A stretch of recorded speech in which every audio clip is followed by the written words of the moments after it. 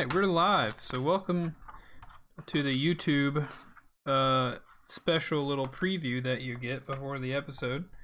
Zenas is not yet here. He is, I surely hope, working on getting here. Yeah, he said he is just now getting in. So I see his name. So he must be here soon. He must. He must be close. No other option. I can smell him. Where is he? His health check is passed, so he should be ready to record. But welcome, YouTube viewers. I very rarely welcome you when I hit the live button, but do welcome if I welcome you greatly if you are a YouTube viewer. We certainly appreciate you. There are not many of you. I know this because I see how many views the streams get. But if you exist, know that I appreciate you very, very much. How are you guys doing today? Just absolutely fantastic. You mean us or your YouTube fans? You. Asking you boys, Ooh. sorry. Dungeon boys, how are you all doing? I'm good. Yeah?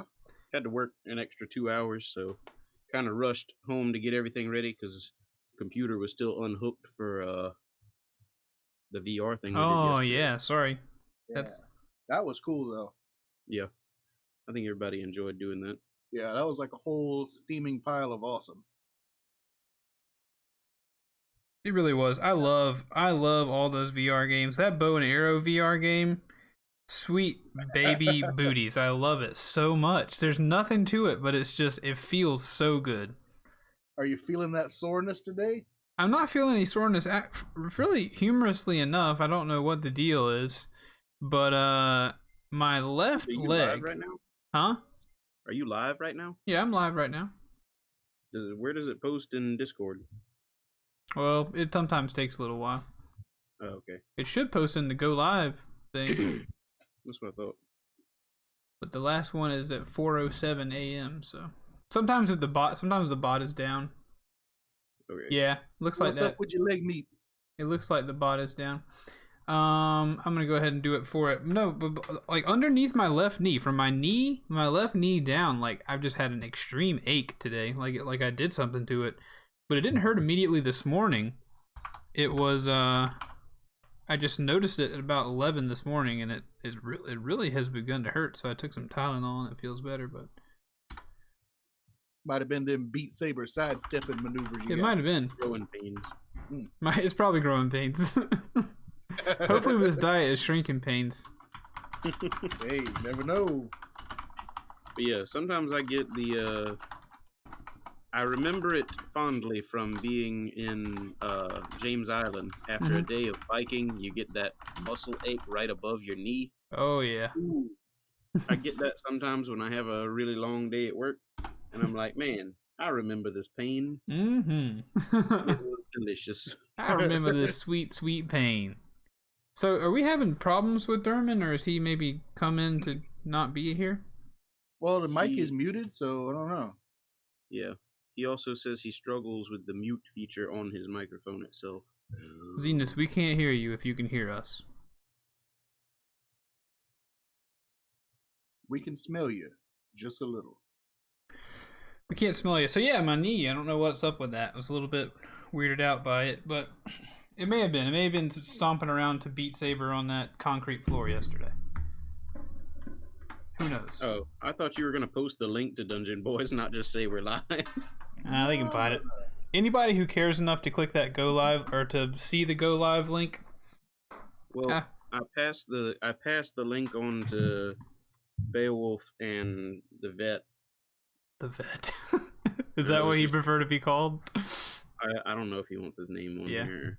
I made that accident earlier. Because Keith broadcasted it. I mean, it's free exposure. He's a vet that goes to people's houses and takes care of their animals. I mean, I love my animals. They ought to be happy about vets. All right, I posted the link in there. Bryce. Dang it, Keith! I'm already on. It's okay. Sorry. I gotta change the screen real quick because Mark is here. I did not hit her. It's not true. It's bullshit. I did not hit her. I did not. Oh, hi, Mark. I had to play my little meme thing. All right. How is your sex life? I did not hit her. What a silly film. I've never seen it. I'd like to see it. Mark, how you doing? We're doing well. We're waiting on Zenas to join us. Don't know if he's having technical issues, but it would not surprise me considering the amount of general technical issues that we seem to have on this show. So we're doing a little bit of a pre-show. We're chatting things up. Let's while we're waiting, as we no doubt draw closer to the close of the Curse of Strahd campaign, at least I believe us to be, or your deaths, who knows. I'm gonna say, I mean, it may be bad and it may be sad, but if you guys die, you die. Okay? I'm okay with that. Yeah. We're not just play it by the rules. Yeah. Let the cards lie how they are dealt. So. We are not going to roll new characters to finish the dungeon. Of course, that wouldn't make any narrative sense. It would just be you're dead, you know, which is if a one of shame. us dies, and it's so Zenas might have the opportunity to bring one of us back, but Right. if Zenas dies, neither me nor Josh can bring him back. Right. So Right. if Zenas dies, you have to work your hardest to make sure that both of us die as well. Otherwise, it'll just We be don't a show Yeah. without Derman. Yeah. Anyway, we're drawing to a close. We'll soon return to the land of Medine, a land of my own birthing. I spread my legs wide and birthed that whole world. Much of it all in one day. The labor was somewhat long, but we had a bouncing baby world. Uh-oh.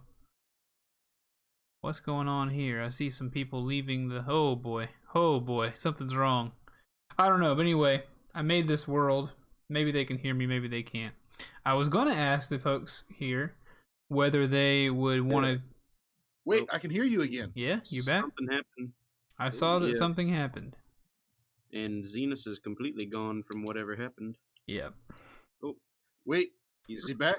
clicking back in. I feel the presence of Derman upon us. I feel... We may not have to ask the question, Chatteroony/video people. His health Derman, check is are passed. you with us? Is he ready to record? I would wager. Yes. Okay. Behold! Did you have a Wait, problem wait. earlier? Yeah, I needed to... Hang on. Oh, no. Hang on. Hanging on. Okay, is I that better? That- Okay, alright. Oh, my, No, yeah, I got back from dinner, and my life is currently at a stage where I have, like, 2 minutes of downtime when I open my eyes first thing in the morning and when I close my eyes to go to bed at night, so I just laid on my bed and didn't do anything for a solid 10 minutes just now, because it's, you know, it's bad, and Rachel is here and she's helped me. But no, I'm good. Okay. I'm ready to go. Popularity has its own price. It does. The popularity does have its price. But yeah, we're glad that Zenas is here. That means we can begin. We don't have to do my time wasting technique. So if you're all ready to begin this episode and do a little recapping, let me know. Yeah, I'm ready. Let's do it. Keith, I you will want to likely not be present for the recap, because my phone is probably going to die, so I've got to set up something for that to charge really quick. But I will be here, just my micro will be off. Okay, that's fine. Will you wait until we do the introductions and then mute yourself? Absolutely. Okay. Once you say your name, do what you got to do. I'll give us a recap. What were you going to say, Bryce? I said, do you want to give us like a kind of comprehensive recap of everything? Just Gosh. a real quick one. Yeah, I'll try to do my best. I gave... Because we never did one of those. Yeah. Earlier, I told Lizzie, I was like, Lizzie, listen to me tell you the story of Strahd von Zarovich because I want to practice it for this evening. And so while we were making supper, I was like, Strahd was a boy. And then, long story short, he's now a vampire lord. It's real cool. Anyway, let's go ahead and start the recording. We'll let Zenas introduce himself, and now that the people introduce themselves, and he can charge his phone. In 3, 2, 1. Hello, everyone, and welcome to another episode of Dungeon Boys, the podcast of D&D where we play Dungeon Boys, Dungeons and Dragons, D&D. Anyway, I'll be Keith, your DM. I'm Josh, your orc fighter.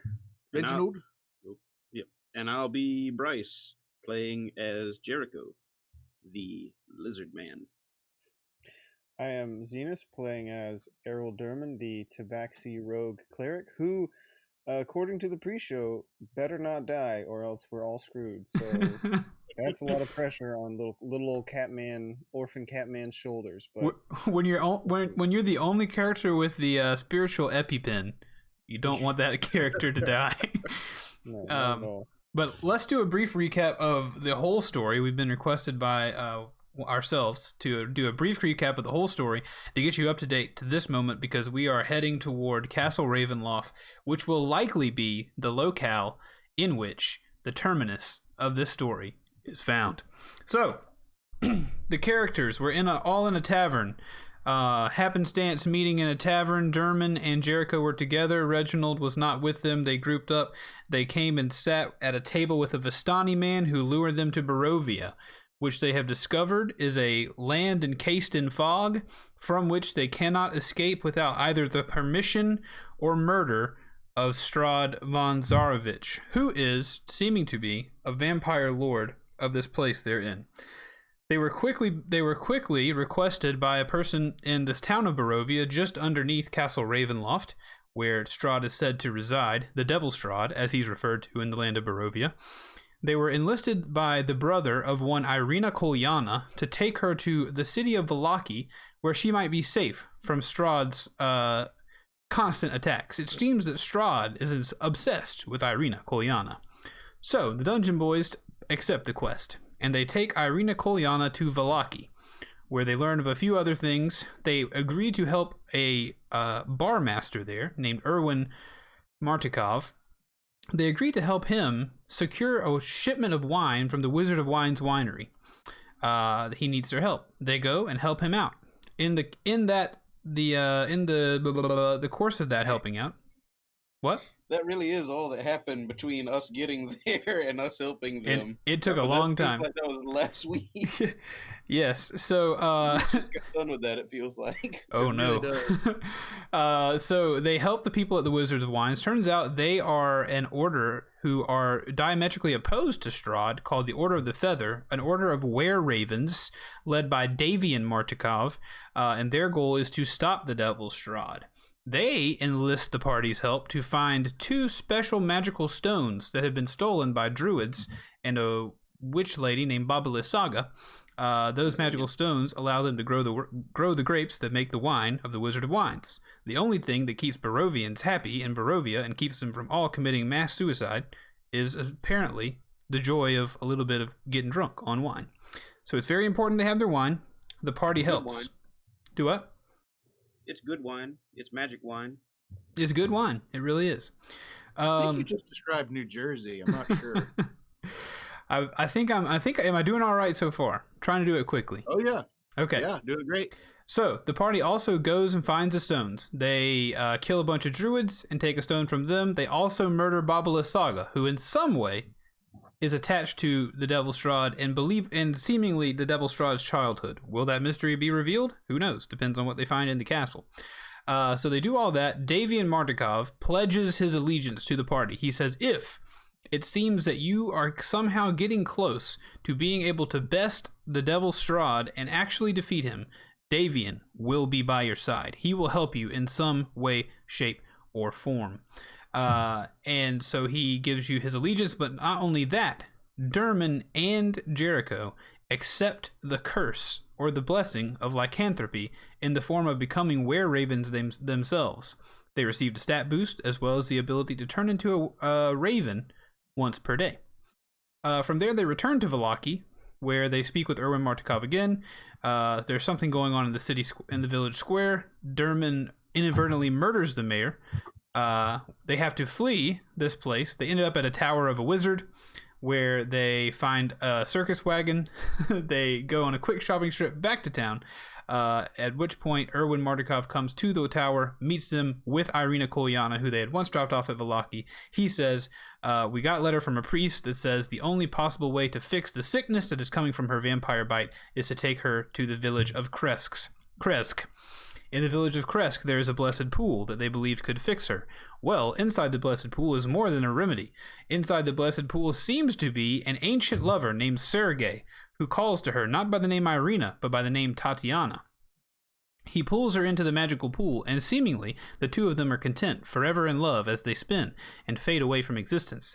This seems to anger the devil Strahd, who strikes the pool with a bolt of lightning, trying to murder the party as well as destroy the pool. He is successful in destroying the pool's magical powers, and the party is thrown from the pool injured.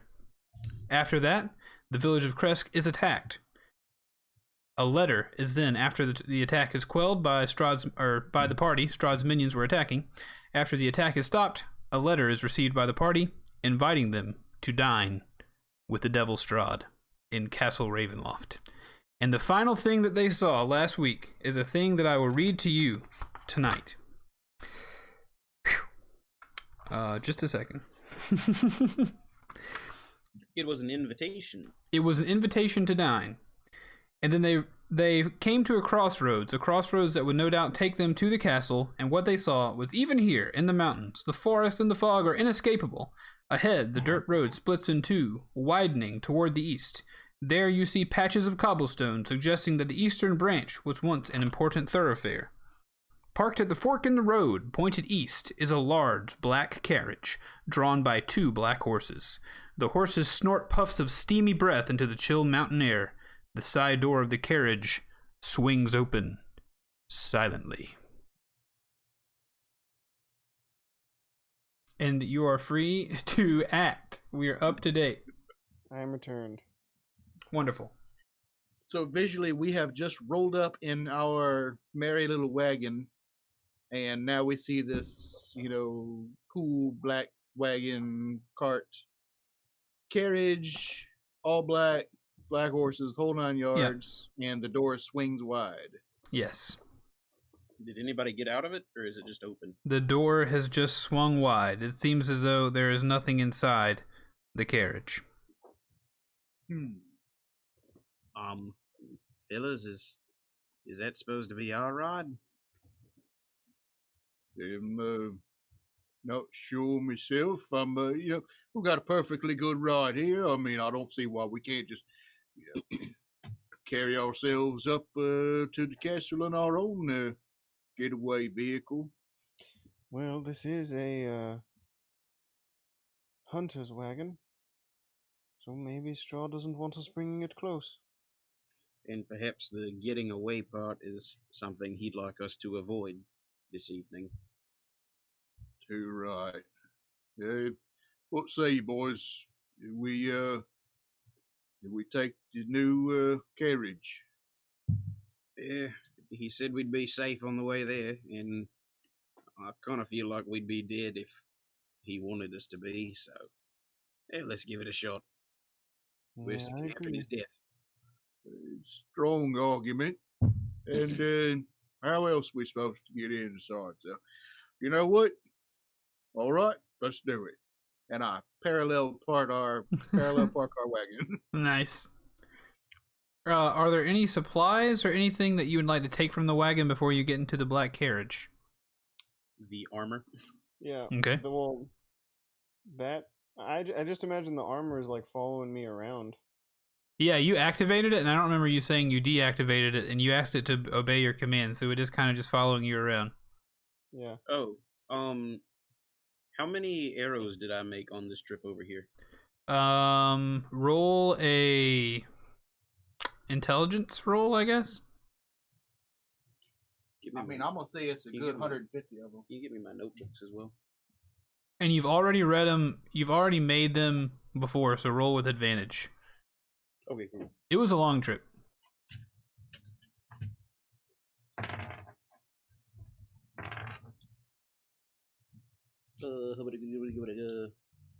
Sorry, my character sheet's not pulled up. Intelligence +1, so I got a 13. We'll say you were able to make 7 of these arrows. Incredible. Truly. That's what I heard. 37 arrows. Amazing.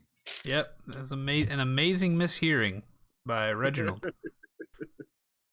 Yeah, while we're packing up and leaving, I don't think we did anything with the chicken. I would like to address the chicken in the wagon. Address it. Put him in the armor. Now, we got to go in here and to hopefully save everyone in the area from this devil Strahd. Chicken, I'm leaving you in charge of the wagon. Now, don't cry. We'll be back. Nope. You stay here.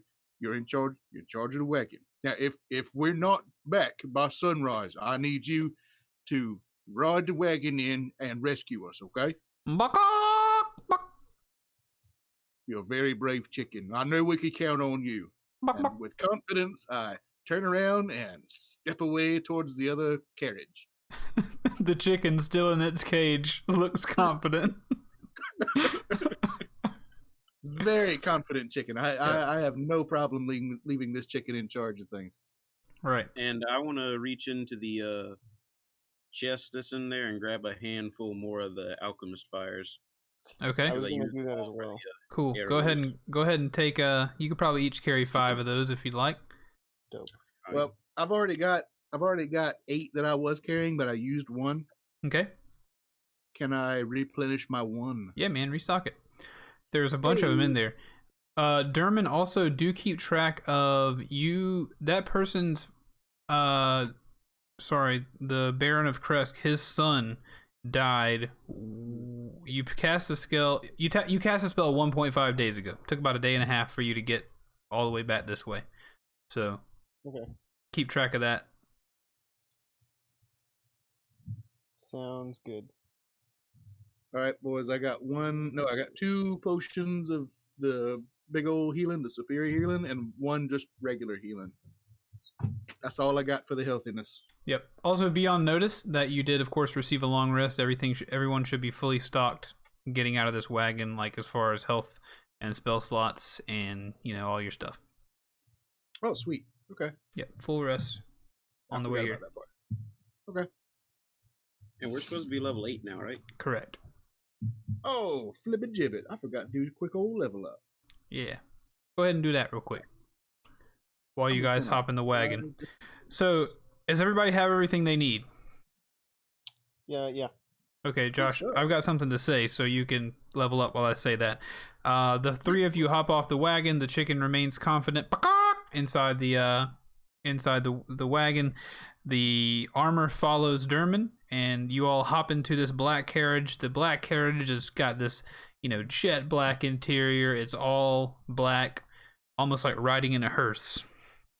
And after winding through the forest and craggy mountain peaks, the road takes a sudden turn to the east. Well, I think this is where you're making the turn. Excuse me, I belched. Dastardly belch. And the startling, awesome presence of Castle Ravenloft towers before you.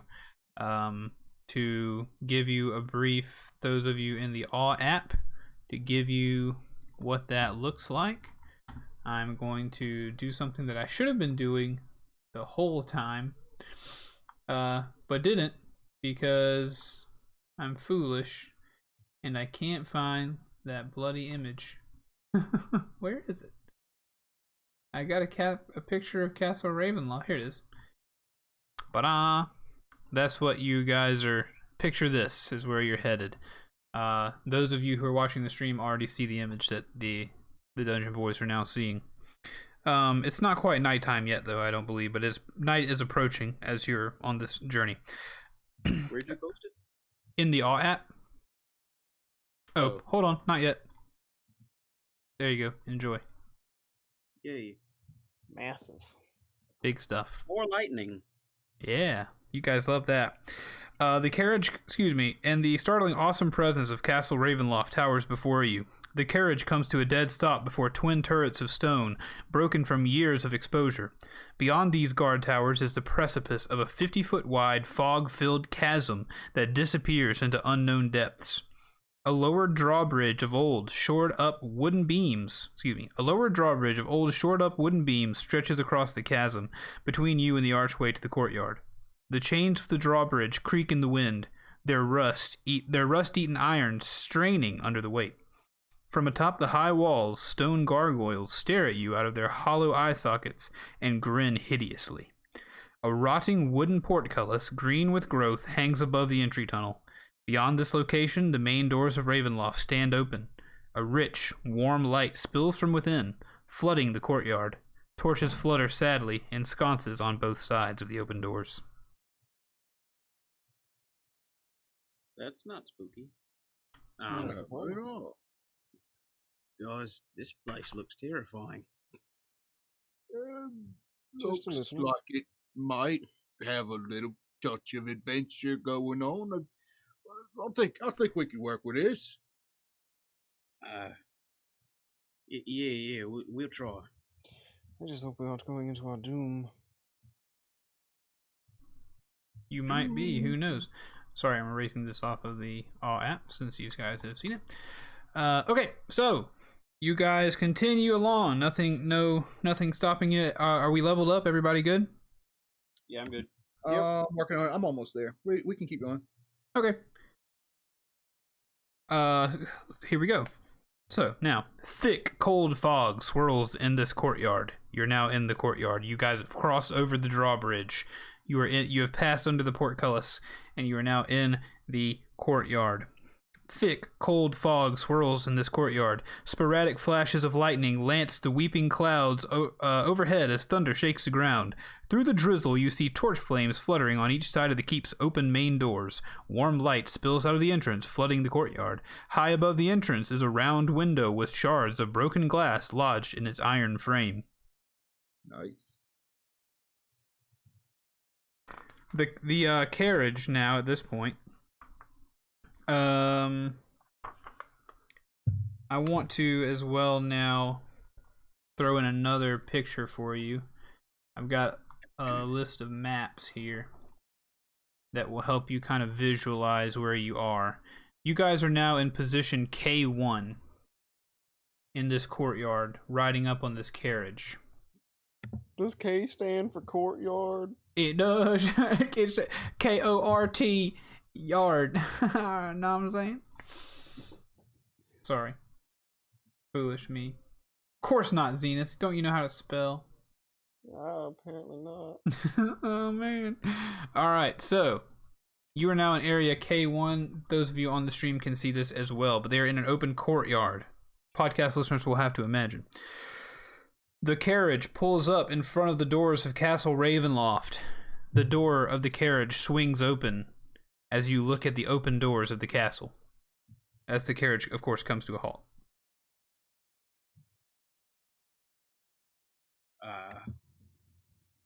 Shall we, fellas?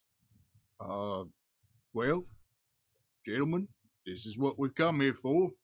I say let's head on in. Let's do this. Yes, I suppose we should not wait anymore. I'm marching off in that direction. Okay. You guys exit the carriage. The doors of the carriage swing shut, and the carriage goes around you.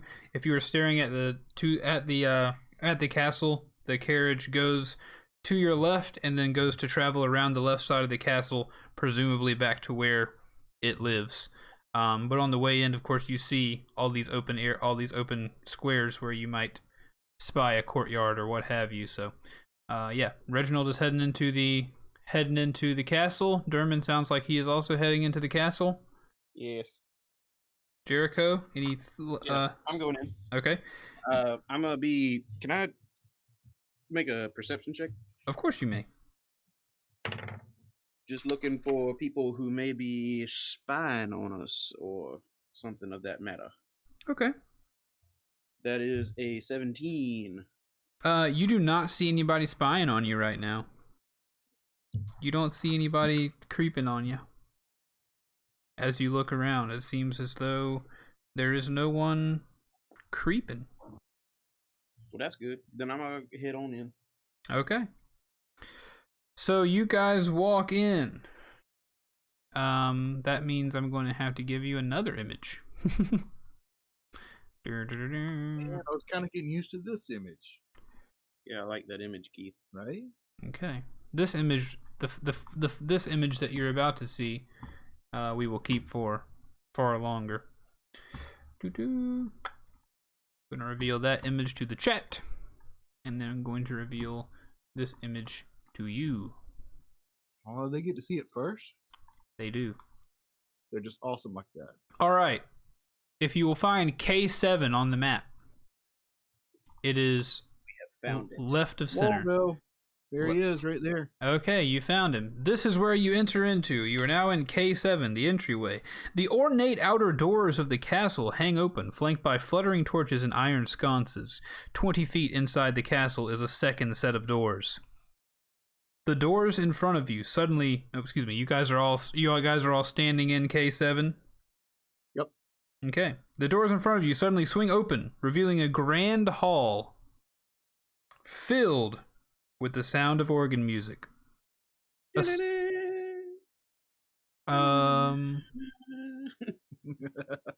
Exactly, yeah. Overheard in the vaulted entry foyer, 4 statues of dragons glare down, their eyes flickering in the torchlight. So inside the room that you're currently in, there are 4 dragon statues that are staring down at you. The doors in front of you have just swung open. You can hear organ music coming in from that way, and you can see into the next room, of course. Spooky. Fellas, them dragons up there, you think there's anything to be worried about? I think they're just statues, aren't they? They seem to be. Don't run. No, I'm going to step forward into the room and point a spear up towards one of them. All right, you statue.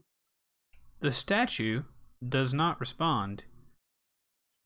Yeah, it's just a statue. Yeah, I'm pretty sure it might be a statue. I got this, fellas. He's a vampire. Vampires, they probably don't have dragons. Well, one never knows about such things. Exactly. I haven't fought too many vampires myself. You know. I'm stepping out into the room. Oh, Jesus. Okay. Following. All right, you guys head into room K8. Cobwebs. Y'all see some cobwebs now. I like them. Cobwebs stretch between the columns that support the vaulted ceiling of a great dusty hall, dimly lit by sputtering torches and iron sconces. The torches cast odd shadows across the faces of 8 stone gargoyles squatting motionlessly on the rim of the domed ceiling. Cracked and faded ceiling frescoes are covered by decay. Double doors of bronze stand closed to the east, directly in front of you. To the north, or to your left, a wide staircase climbs into darkness. A lit hallway to the south contains another set of bronze doors through which you hear sad and majestic organ tones. An elf, with brown skin and long black hair, descends the wide staircase, quiet as a cat. He wears a gray cloak over the black studded leather armor that he's wearing, and has a polished scimitar hanging from his belt. "My master is expecting you," he says. And where shall we find him? "Please do follow me. You are expected guests after all." He walks past you. Directly across the room, he heads into that hallway to your right, to the south where the organ music is coming from. And as he passes you, you guys are welcome to speak or move or whatever at whatever point. If you have further questions, don't let me talk over you. I'm just looking at these 2 fellas with a mighty shrug. Okay, what was that, Derman? Well, it seems like we're going to die. First thing, too. I've got a pretty queasy feeling about this place, but I don't think leaving's really an option at this point. So, and looking between the 2, the shrug deepens. Yeah, he whips around when he says you have a queasy feeling. He says, "Do not worry. It is possible that the feast that has been prepared will ease your uneasy stomach." And he turns around. He turns around and continues walking that way. They say your feast. Yeah, it sounded something like that. Can I do a perception check? Like, do I smell like some Yeah, go ahead. aromas here, or is this all just that's a 14, a whole 14. You do. You smell scrumdiddlyumptious foods coming from that room. It smells like a straight up feast is going on, and it's being overtoned by some organ music. Hey fellas, I think you might be on something. There might be something good to eat around here. Let's I say let's at least check it out. Yeah, one last meal for the road. Right, for the road, The road to the afterlife. Well, the afterlife is on the outside of all the fog and mist and stuff, right? Yeah. Maybe. I'd be willing to take it at this point. Oh, where's the food at, good sir? And I want to start walking in his direction. Okay. Gotcha. You guys move into that next room down there in area K9. It's a hallway. Torchlight flutters against the walls of this vaulted hall. To the east, an arched hallway stretches for 20 feet, ending at a spiral staircase that goes up and down.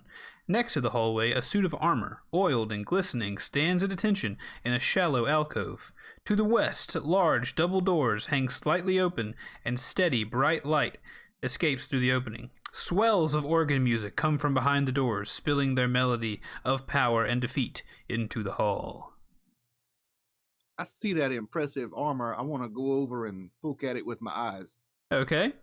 You go over to the suit of armor, and do you want to roll an investigation check? An investigation? Or yeah. do you just want to look at it and see? You want a whole 8. I got an 8 on investigation. I'm gonna say either way. To your eye, it seems to be a normal suit of armor.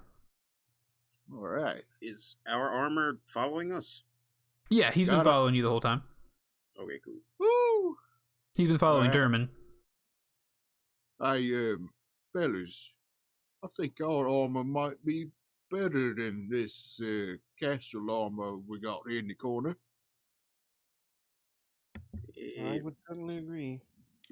I'm gonna back away from it, kind of headed back in the direction of the attendant fellow. Okay. And I'm pointing my spear at it like I'm watching you. Gotcha. Totally. So the elf that you saw, he heads to these doors, which he's about to open. He pulls them open, and he ushers you with his arm folded, all butler-like, to precede him into this room. I enter. Okay. I would as well. So guess we just go right in, right? Yes. The master is expecting you. Right. And what's your name again? My name is Rahadin. Rahadin. Yes, Rahadin. Thank you, Rahadin. Thank you. I give the most awkward, slightest bow ever. Gotcha. He says, and then go into the room. He says, I am the castle chamberlain. Should you need anything during your stay, please do not hesitate to let me know. And as the three of you walk into the room, he turns and walks back in the towards the staircase across the way from this door, across the hallway that you just came through. Thanks, Rahadin. He doesn't. Thank you. Awkward, most awkward, tiniest bow ever. Gotcha. I'm not really sure what to do with this guy. He does not turn to hear any of those things. But when you look into the room, 3 enormous crystal chandeliers brilliantly illuminate this magnificent chamber. Pillars of stone stand against dull white marble walls, supporting the ceiling. In the center of the room, a long, heavy table is covered with a fine white satin cloth. The table is laden with many delectable foods: roasted beast basted in a savory sauce, roots and herbs of every taste, and sweet fruits and vegetables. Places are set for each of you with fine, delicate china and silver. At each place is a crystal goblet filled with an amber liquid with a delicate, tantalizing fragrance. At the center of the far west wall, between floor-to-ceiling mirrors, stands a massive organ. Its pipes blare out a thunderous melody that speaks in its tone of greatness and despair.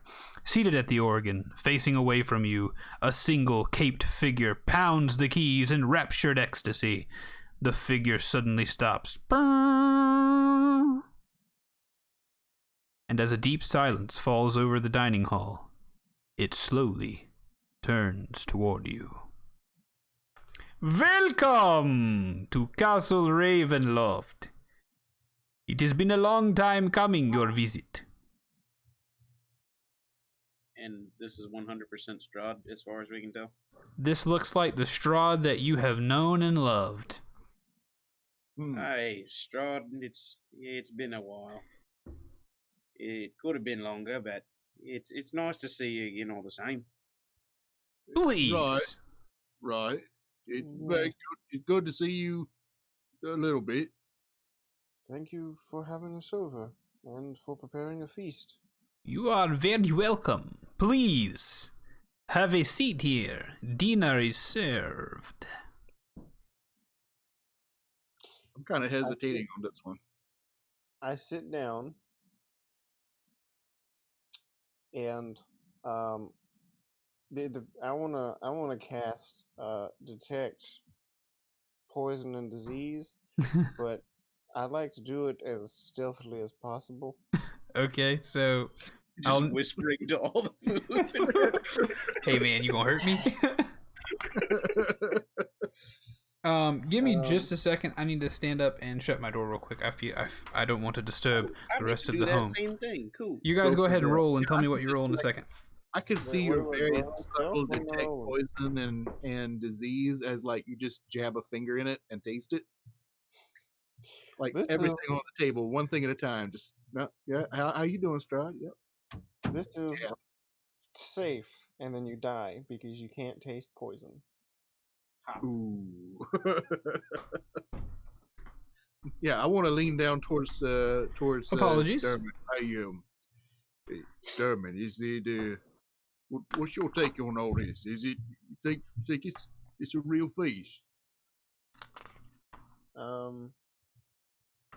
Before I answer, Keith, are you back? Yeah, I'm back. What am I just rolling straight up stealth? Yeah, just roll a stealth and then we'll see whether your spell is concealed from Strahd. That is an unnatural 20. Okay, an unnatural 20. Go ahead and cast the spell. It is cast. Okay. What does it do? It just tells you detect whether there's poison in it? It says, for the duration you can sense the presence and location of poisons, poisonous creatures, and diseases within 30 feet of you. You also identify the kind of poison, poisonous creatures, or disease in each case. Okay. The spell can penetrate most barriers. By the time you realize that your spell has been effective and you do not detect any poison or poisonous creatures nearby, Strahd says, I can assure you, none of the feast I have prepared on your behalf is poisoned. Please, eat and enjoy. That is good to know. And I start taking a plate, making foods on the plate. And I turn to Reginald and say, you heard the man, it seems fine. Nothing here is poison or diseased, as far as I can tell. With the tiniest little grin. This might be my kind of adventure, fellas. I just want to, I'm not sitting down. I'm standing there. I'm still hesitant. I just want to reach toward the table and just like snatch something. Okay.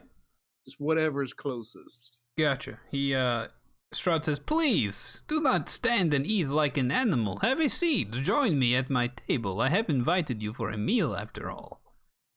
It's quite all right. It's a long carriage ride to get here. I just need to stretch my legs a little bit. Reginald. Come on, Please Reginald. sit. We made it this far. Let's humor the man. We need to hear what he's got to say. He invited us here for a reason, no doubt. Very, very good. I want to sit down as far away from Strahd as I can sit down. Okay. Strahd says, I would like to welcome you to my home, Castle Ravenloft. It is beautiful, no? I mean, I suppose it'll work. Yes, the architecture it's not like anything I've ever seen. It's a much Yes. older style than I'm used to, but it certainly has a sort of charm to it. Yes, I had it built several hundred years ago for my mother, Queen Ravenovia. But it is a shame. She perished on the way to see it after the completion of its construction. That's terrible. Yeah, I can imagine the letdown of not being able to show a gift to a loved one. It was quite a disappointment. By that time, I was only left with my brother. I believe the two of you have met. Perhaps briefly in water form, but I believe that's it. Yes, Sergei. My brother. I want to lean over towards Dermot. Dermot, was that the fella in the puddle back there in Kresk?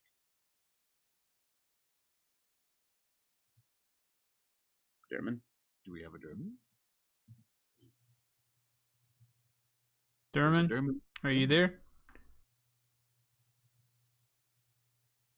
Okay, then I'm gonna lean over towards Jericho. Jericho. We might have a little hiccup in the record. We're gonna find out. Jack, is that you fella what was in the puddle back there, Chris? So far as I can tell, I get the feeling he's about to explain a lot of this stuff. And right. Also, the way he's looking at us, I think he might be able to hear us as well. You think? Yeah. Okay. He says, yes, you have certainly... going back to a fully, upright seated position, I want to grab, 2 or 3, just dinner rolls or chicken leg, anything portable I can off the table. I'm just grabbing those, and I'm just, shoving them in my pocket up underneath the table. Gotcha. Yes. I'm trying to pilfer as much food off this table that I can. You're not even trying to hide it. He is noticing you do that, but it's not letting him stop his train of thought. Gotcha. He says, yes, you have met my brother. Tell me, why, as guests in my realm, would you take my beloved and let her be taken away by my brother this way?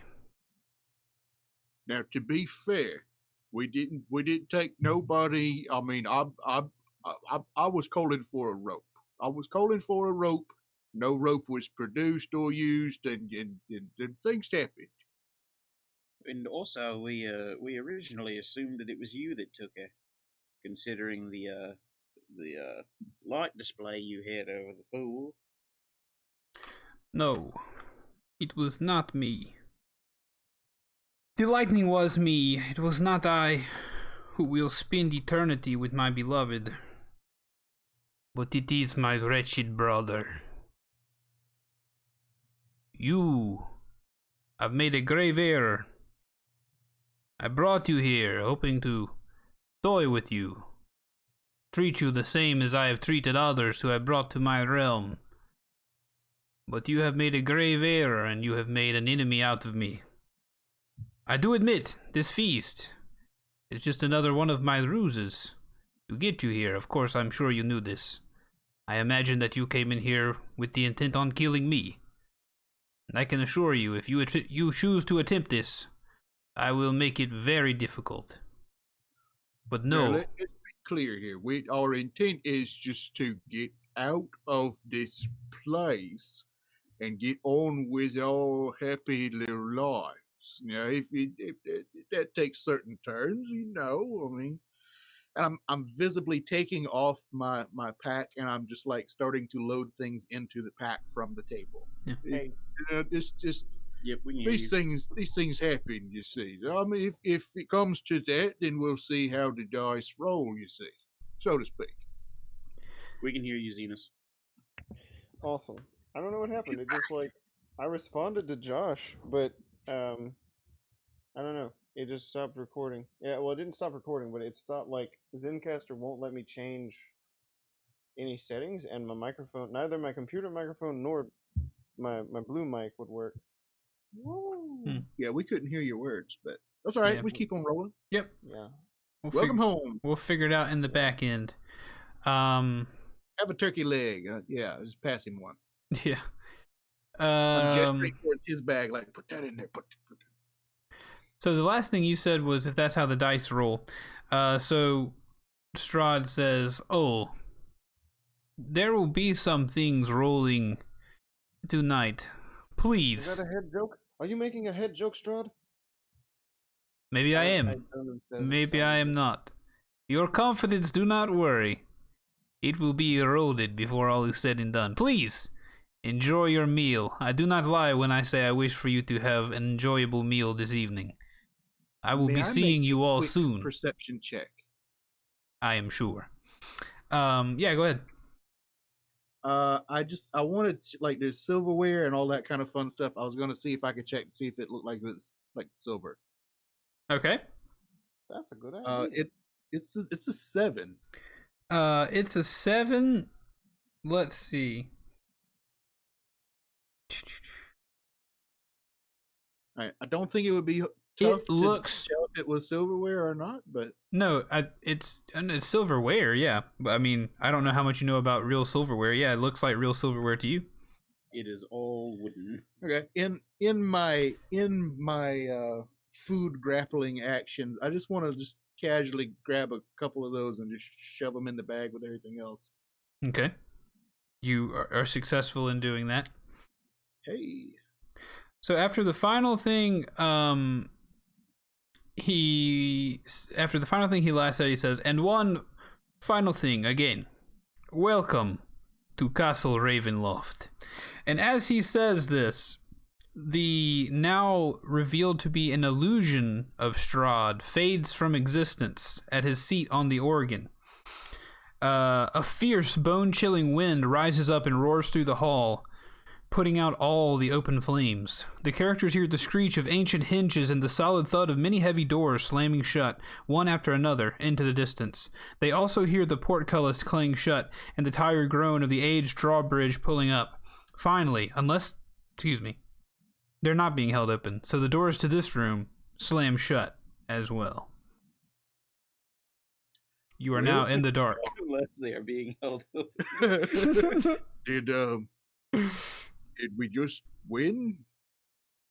No, I don't think so, but right. Well, I mean, one needs to ask these kind of questions.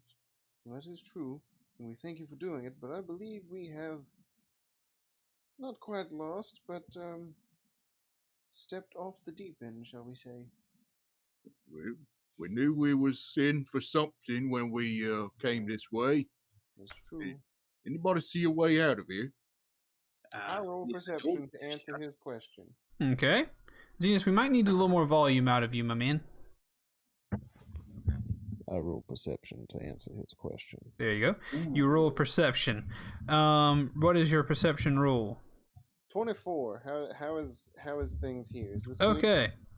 Once the mic stops moving, give me something to say something to me. How is that? That's better. Okay. Gotcha. Okay. So you said a 24? Yeah. You give a once over to the room. You have dark vision, correct? Yeah. So you're not impeded by this darkness. No. You once give the room a good once over walking around. Of course, you see all the food and the cutlery and all the different things on the table. You make your way to the organ, and you notice scratch marks on the floor that suggested the organ could possibly be slide outward. Cool. That's a good perception. I mention it to the boys. It appears that this organ might be able to move. That's nice, but we want a way out. Yes. Should we try the door? You can try the door. I can I try think what's the more wind just exciting. blew it shut. I'm gonna go over to that. I'm gonna take a turkey leg and eat it on the way. I'm Okay. gonna go over to that door and check it. I love that you guys aren't phased enough by all the horror to not eat. It's like, I There's don't think we. always time for food. Yeah. I don't think we've eaten since we met up with Irvin at his bar. yeah, that's true. You haven't eaten in a while. I ate on my grocery run back to town where I met Potion Man. Right. Oh, yeah. So, Jericho, the doors that you entered this room through, they open when you pushed them open. Yeah, boys, it's unlocked. Right. But what's behind door number 2, so to say? I mean, it might just be the door out of here, or straight to Strahd himself. I know that the exit is this way because this is the entrance that we came through. Right. All right. I'll tell you what. Hey. Hold the door, and let's just check out this organ while we're standing right here. Okay. And I think let's have a group huddle real quick. What do we want to do here, boys? Are we trying to kill the Devil Strahd right now, or are we trying to not die? Why not both? Are we all or nothing? Are we doing this? I mean, I I'm need- all for not dying as the number one priority on this adventure here. But, I mean, if we just so happen to slay the vampire Strahd, then, I mean, all is fair. I'm gonna need it in plain words. Do you fellas want to kill I want to Strahd? kill Strahd. Oh, Okay, yeah, you want yeah. to, okay, you want to, Yeah. all right, fine, we'll move the piano. It's an organ, mummy. I don't care what it is, it's like a big breathing piano. It's a clavichord. What? I'm walking up to the side of it where Dermot was pointing out, like where it looks like it could be moved, and like a whole French loaf, basically. I'm like pointing at it, like, well, now this is it, Roddy. I think we can move. I just want to like wedge that in my mouth, like sideways, and I want to see if I can just shove this whole organ sideways. Okay. Roll a strength check on that. All right. I'm gonna angrily eat my turkey leg while I watch them. While this is happening, next to Derman, who was fiddling with the organ, the suit of armor that's animated that's following him around is standing there with its hand on its non-existent chin. Like Right. with a hand on a It's, hip and a hand on a chin. 14. Do you want a turkey leg? I say to But the I do. The- Go ahead. The suit of armor shakes its head no. Mm-mm. Oh, disappointing. So I got a 14, but I also count as one size larger when pushing or shoving or carrying heavy things. Gotcha. So I don't know how you want to roll that. Zenus, I apologize. I might need it just a tad more. I'm looking at the volume.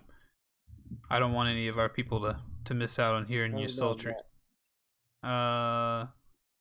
Yeah. Just as long as you speak, just Say some more words. give us the good stuff. Some more words? Yeah, you're good. Pretty good. You sound good to Okay. me. All right. Sorry, guys. Sorry for the technical stuff. Seems like the Devil Strahd wants us to mess up our Last podcast. Yeah, Oh, last week was pretty good. Technically. So, pushing on the organ does nothing, Reginald. Despite your great strength, pushing on it does nothing. All right. May I pull on the organ? Oh, You Oh, push my. and pull. You push and Oh no. Oh no. Uh-oh. Also, yeah, so the map that you're looking at, it does reveal, some things. So, yeah. I obviously see an S in there, which I assume stands for secret tunnel. right. Secret tunnel. Where do you that see might the be S? copyrighted. Inside the translucent organ. Oh, yeah. So, just don't act on these things, but it makes That's life actually where I easier. dropped this image. All right, so what else? You're unable to push the organ. I tried pushing. I'm gonna try pulling. No, you pushed I'm and going pulled. with the grip. Okay, He nothing said you happened? did both. Well, it's not. Hang on. I take the bread out of my mouth. It's not moving. German, you got any broad ideas?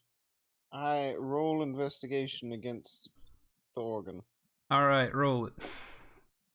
That is a 25. Okay. So you try to press on a few keys. You think maybe it's a combination. You're finding out that you don't know how to play the organ. But after stepping on a couple of the pedals at the bottom, when you step on one of them, the organ slides outward from the wall about 2 feet, allowing access to a secret door in the back wall. Well, there you go.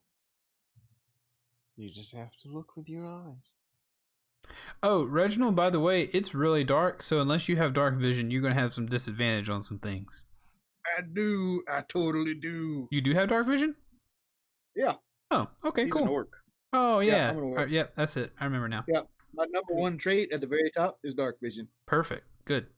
Hey, Keith, before I forget again, I forget if you said you would give me the stats on that armor, or if that was just something you were going to keep.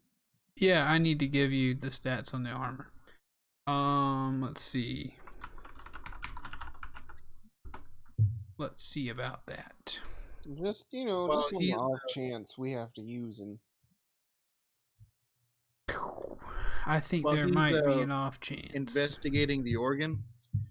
I want to actually walk over to the armor that's following us around, and kind of like give it the old knuckle wrap on its chest plate. Does it sound hollow? It does sound hollow. Yeah. It does sound hollow. All right. I want to see if I can like raise the visor up and see if I can like shove a muffin down in there or something. Okay, sure. I'm just packing up everything we got. Oh, you're making a mule out of him? I thought you were trying to feed him. Oh my gosh.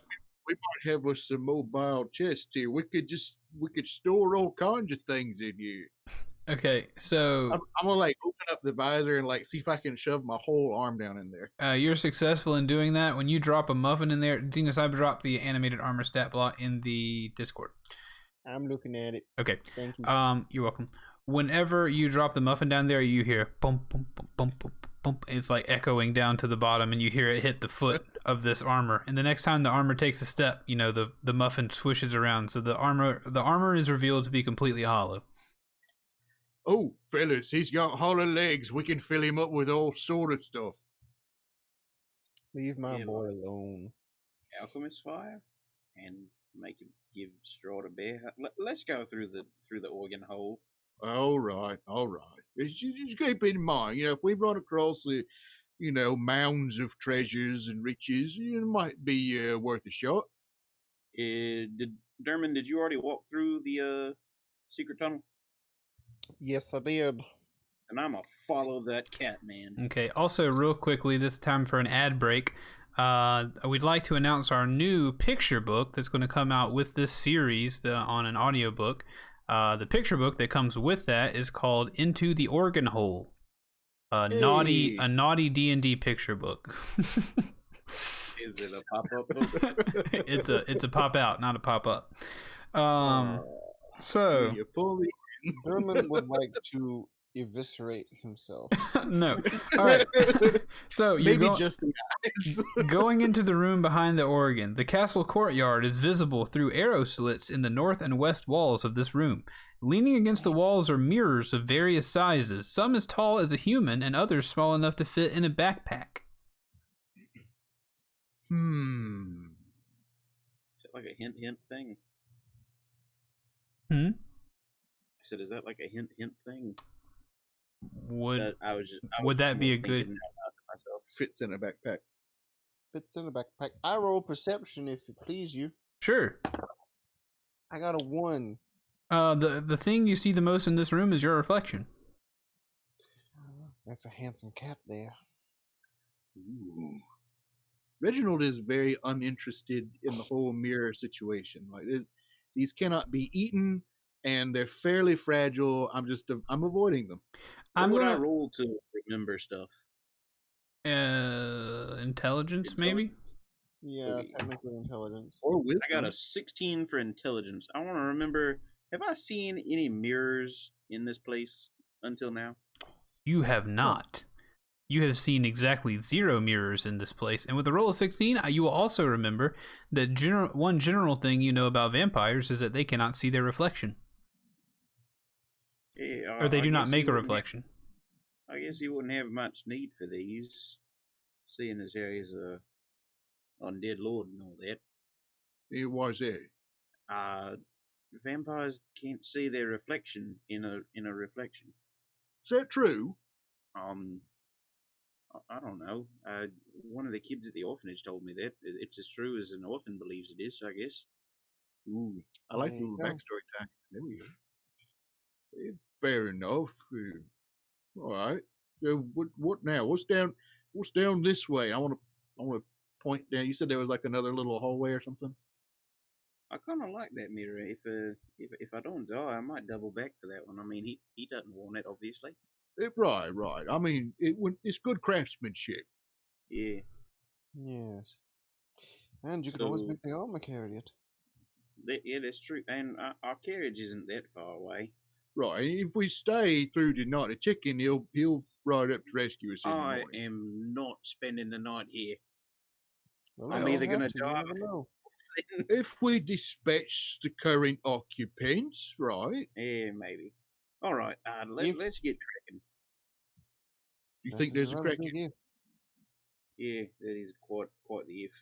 No, I don't think he's a kraken. Oh, I didn't see him though. maybe. All right. Reginald said he wanted to go down that hallway. I'm gonna follow that Reginald. All I'ma right, follow that person down. which way you head down the hallway? You could make a right or a left. Which way you heading? Whichever way Reginald goes. To your right, you see what looks like the inside of a turret post. To the left is a hallway leading towards a staircase. Does the thing on the right appear empty? A high dome ceiling caps a 30-foot wide octagonal room. Before you, frescoes faded with age adorn the ceiling, but their images are impossible to make out. Tall, thin arrow slits look out over the courtyard. Yeah, Fellas, I don't see much in there. not much for us here. Yeah. I think I see a staircase at the end of the hall down here. Where? You down that way? Yeah, and I go down that way. I'm gonna follow behind Cherico. I follow. All right, guys. It's time for the DM to come clean here. Maybe this is bad practice. I prepared for every route but this one Ooh. for tonight Then because we're doing great. because when I looked over everything to prepare for, I didn't realize that this staircase looks like it doesn't head back. Originally, it looked like it headed back into that K9 hallway. Doesn't look like that's the case. So, It appears to go up and down.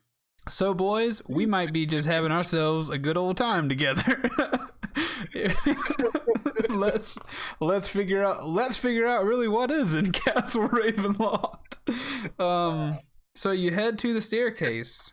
Turn the page and go, oh, holy crap. oh boy.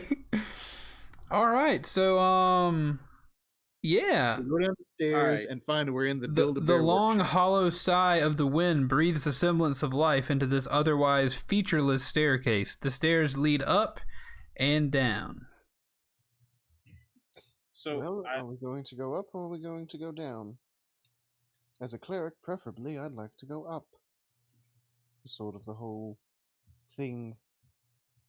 yeah, the big baddie is usually at the top of the tower, isn't he? Well, in all the wouldn't it stories. make sense that he might be down? I mean, if he's a vampire fella, maybe he's getting away from the sunshine, so to speak. Yeah, that's true. That is I'll the leave it point. up to you, Demon. We're divided on this. Go for it. Well, let's go down then. All right. All right. I know we're not supposed to take cues from the map, but that says up to map 4 and down to map 11. There is at least 11 maps. Describe Oh, not just man. rooms in this castle, but like entire sections of castle. Yeah. Oof. So We might be here for a hot minute. let's see. Yeah, probably. You guys, we were currently on map 3, so it looks like. Hold on, let's figure out where we're I feel headed. like we're in like an abandoned shopping mall kind of thing. Tried to pick up the microphone and drink it. It does look like a beverage. Oh goodness, I gotta try to figure out. Totally looks like a drink. All right, K64, perfect. I see where we're going to be coming out. Right. Okay, so you head down the stairs. This 10-foot wide arch corridor is cold and moist. The cold seems to emanate from an open archway. in the western wall. So you guys come down the stairway, you go straight forward a few feet. The only path beyond that is to turn right to go down a hallway. Directly in front of you is a closed door. To your left seems to be an area where cold and moistness seems to be emanating from. Cold and moistness. Well, do we want the coldness or do we want the door? Keith, are we going to get an updated map? Or Oh, yeah, sorry, guys. Yeah, let me drop an updated map on you. Oh, hold on one tick. I just want to like take maybe a step or two in the direction of the cold and moist, and see if I if I find any like hair raising, like hair on the back of your neck, stand up kind of things going on. Is there any creepitudeness coming that way? When you do what are you rolling something?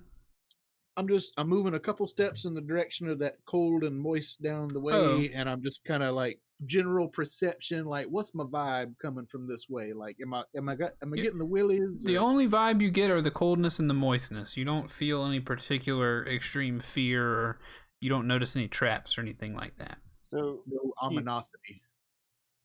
What's up? Where are we? You're the southwest of this. If you look at the very bottom left of center, you'll see K64. Okay, gotcha. Yep, it took me a while to find it as well. So to the left is K69, the cold moistness. That's the moistness, baby. Okay. Well, I say we should go investigate the cold moistness. All right. I don't see why Sure. not. I mean, this door is closed, and if this other room is a dead end, then at least we know it's a dead end, and we can move forward. Well, let's right. Let's just stick together on this. I don't think it's a good idea to split up right now. Yeah, let's just check out the cold and moist, and I plunge head first in. I want to roll perception as I follow. All right, you guys walk in there as you're making your way down that room towards the end. Sickly yellow lichen covers the ceiling of this cold, damp, 10-foot wide passage running east and west. Opening off both sides of this passage are 10-foot square alcoves that contain rotting cots, rags, and the skeletal remains of castle guards. A deathly silence fills the hall. I rolled a 23 for perception. Doesn't seem too lively.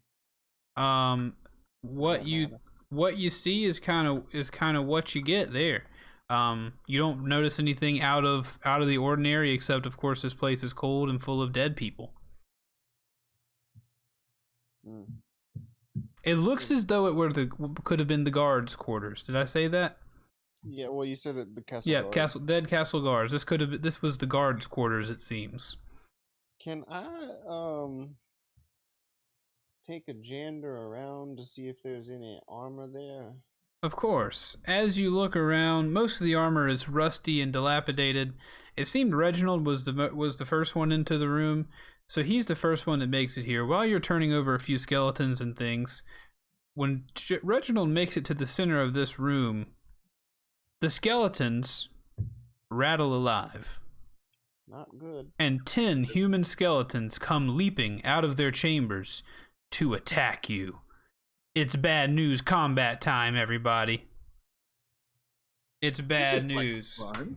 So, let's see how easy they go down before we decide to stay here. Right. Why'd they wake up? We could have just let them rest. I mean, never mind. And I'll pull out my shield and my spear. Actually, all right. It's skeletons, right? They're skeletons, yes, sir. Yeah. Dang, I lost my mace back at the Baba Lasagna. All right. Yeah, I'll go with my great axe on this one. Okay, that sounds good to me. We got Derman, we got Jericho, we've got Reginald. So let's go ahead and get our combat set up here. You guys go ahead and roll initiative. Of course, we're gonna have.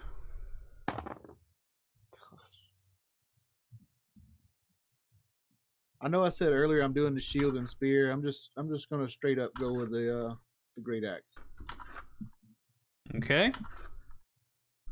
It is a 20 not natural. 20 not natural. I got a 1. Uh-oh. I got a 27. Dang. Natural. Natural 27 off the D10. Jericho's wielding something strange. All right. The skeletons are alive. It looks like a snake has slithered through our map here. YouTube viewers will benefit from this. Twitch watchers will benefit from this. So we can all see. Do what? I'm talking to Josh. I was asking if he wanted to make the initiative order on the screen so everybody could see. Okay. Oh yeah, I've got the keyboard in front of me. I see what you're talking about. Gotcha. If you want, we're gonna roll one initiative for the skeletons.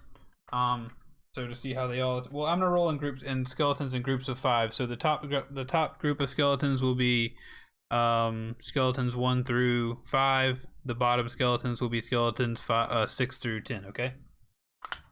Okay. So skeletons 1 through 5, skeletons 6 through 10, and now I need to know your initiative orders. Dermot got a 1, Jericho got a 27, and then Reginald, what'd you get? You got a 20 unnatural. Unnatural 20. Okay. Oh, sorry. Yes. The enemy that I thought you would be fighting first will now need to be replaced. Now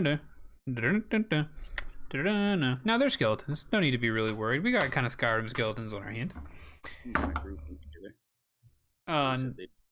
11.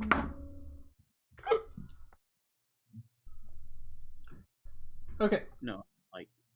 Yeah, I got you. Yeah. So it'll be Jericho, Reginald, skeletons 1 through 5.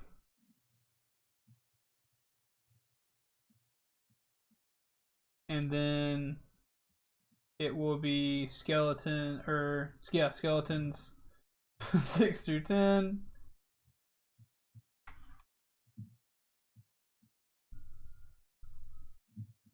And then it will be Dermot pulling up the rear, batting clean up. Nothing he's never done. I feel confident he will handle this with style, just like the rest of you always do. So, Jericho, with that said, it is your turn, my man. Yay!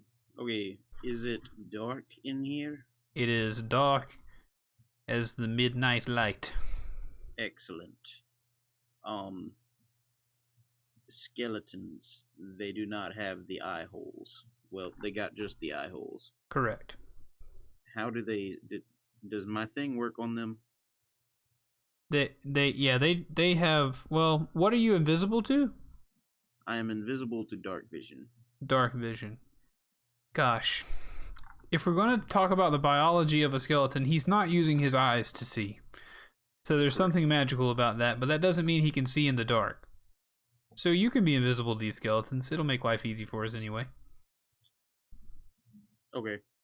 I will approach the one that's kind of directly above and to the right of me on the map. Approach him.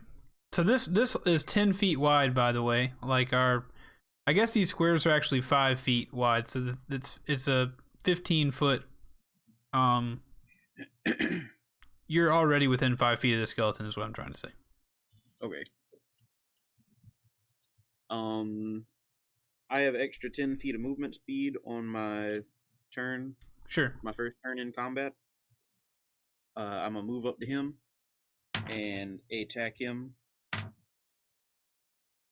Okay. That's a 25 to hit. Gotcha. 25 definitely hits.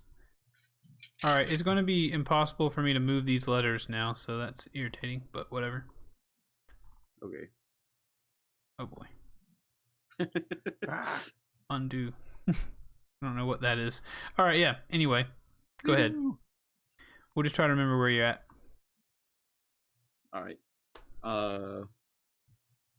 So that was a 25 to hit. You said that was hit? That of course hits, yep. Okay. So that's a 5, a 1 is 6, plus 3 is 9, plus 8. Oh, should we is be able to see your 17. layout? Yes, of course you should, Mark. There you go. Sorry. That's what you should be able to see.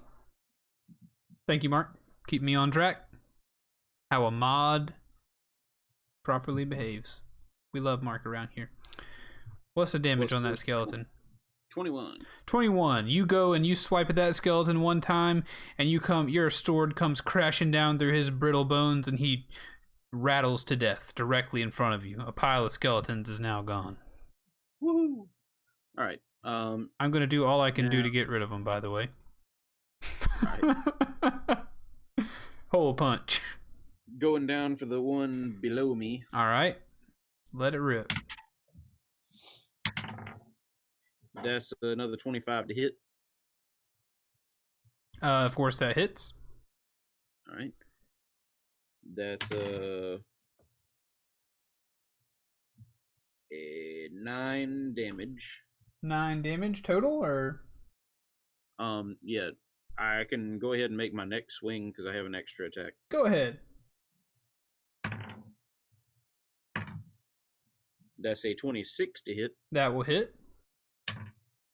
That's another 6 damage.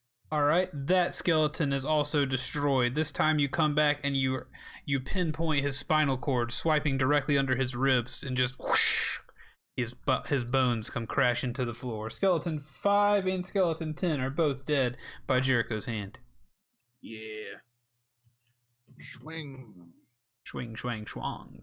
That's it for me. Ding-a-ling-dong. Well, All right. I'm a reset to where my J actually is on the map. Okay, I love that. Like, the first thing you do, left, right, 2 skeletons killed. It's Reginald's turn. All right. I'm kind of going for that. It's on the map. It's the one just above where I'm at. So Okay. I'm swinging for that one. Swing on it. It is a 20, not natural. That will hit. All right.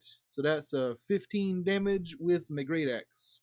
He is destroyed. Your great axe just completely crashes all the skeleton's bones against the wall. A couple of its ribs actually stick into the brittle stone walls. You smacked it so hard. Skeleton number 2 falls to Reginald's blade. Okay, so 2 is out. You get the eraser of death. Hole punch. And what was that earlier? That was which ones did we move earlier? 5 and 10. and 10. Yeah. I don't think they can see what's going on. I've zoomed in on my screen to the map, so they can't see what you guys are doing. I just noticed. Gotcha. I'm just keeping track of for us. Okay. All right. I'm zooming across the hallway, and I'm just planting that axe in the one across the way. Get on it. With an 11? An 11 will not hit. He raises a shield to deflect your axe. Boom shakalaka. Axe deflection. Axe deflection. Man got a shield. I didn't count on that. Okay. Okay, I'm just gonna let it ride for now. Okay, you're gonna let it go? Yeah, I'm just gonna let that one ride for now. Sounds good to me, brother. Good. Okay, so anything else? That's it. I'm just moving on down with All right. with my life. Skeleton number 1 is going to come out into the hallway. You remember what these things can do. Skeleton number 1 is going to make his way to you. He's crashing in. All these skeletons or at least skeleton number 1's coming to Reginald. Gosh, I really wish I could move those skeletons, but I can't click on them. Okay, so skeleton. Click on? Yeah, can you guys click them? Or is it I just? got you. Oh You just gotta yes. put a box around it. Yeah, draw around it. Oh, draw around it. Okay. Draw a box around it and like select it, and then you can like grab it and move it. It won't let me do that. Josh pulled it from off screen. Yeah, pull it from off screen because you're grabbing the actual map. Pull it from off screen. Yeah, there you go. Like over Yeah, there. draw like a real thin box all the way over. You'll be able to get some of them. Okay, gotcha. All right, so these. So now I can click on it from farther away. All right, sorry, chat. You'll have to squint your eyes. All right, S number 5 is coming in.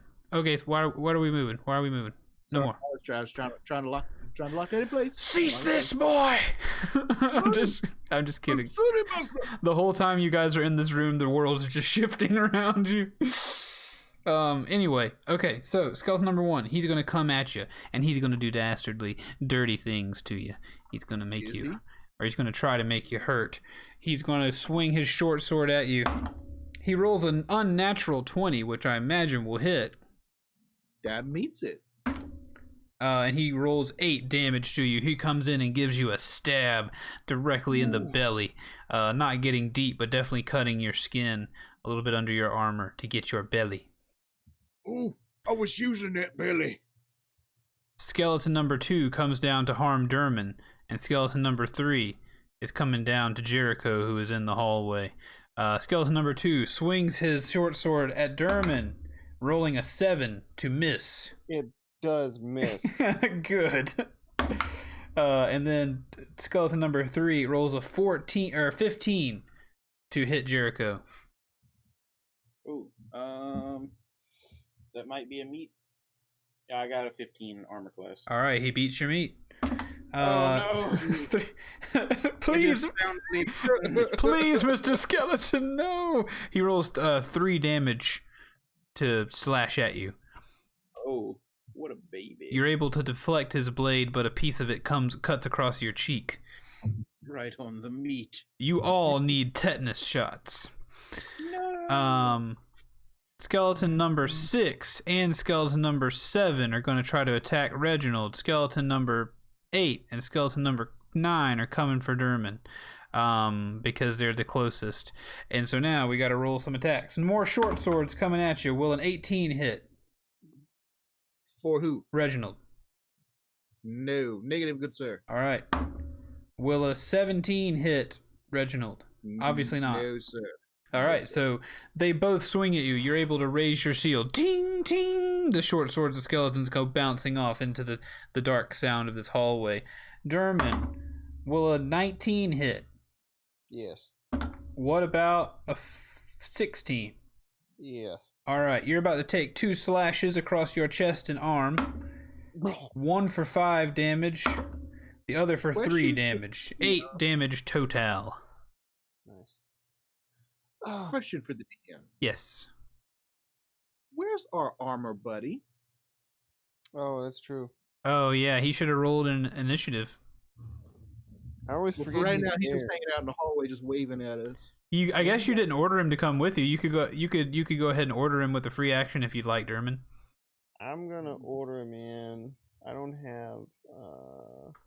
Oh yeah, okay. So he doesn't have any modifiers to dexterity. So, do you want me to roll? Let's just put him right after you for the sake of ease right now. Yeah, sounds good. Yeah, sorry to interrupt the fast-paced action adventure. I was No, just good like, call. wait a minute. Good call. No, Listen I to keep forgetting that he's there. I'm not used to having a pet. All right, he's in the doorway waiting for your order. Awesome.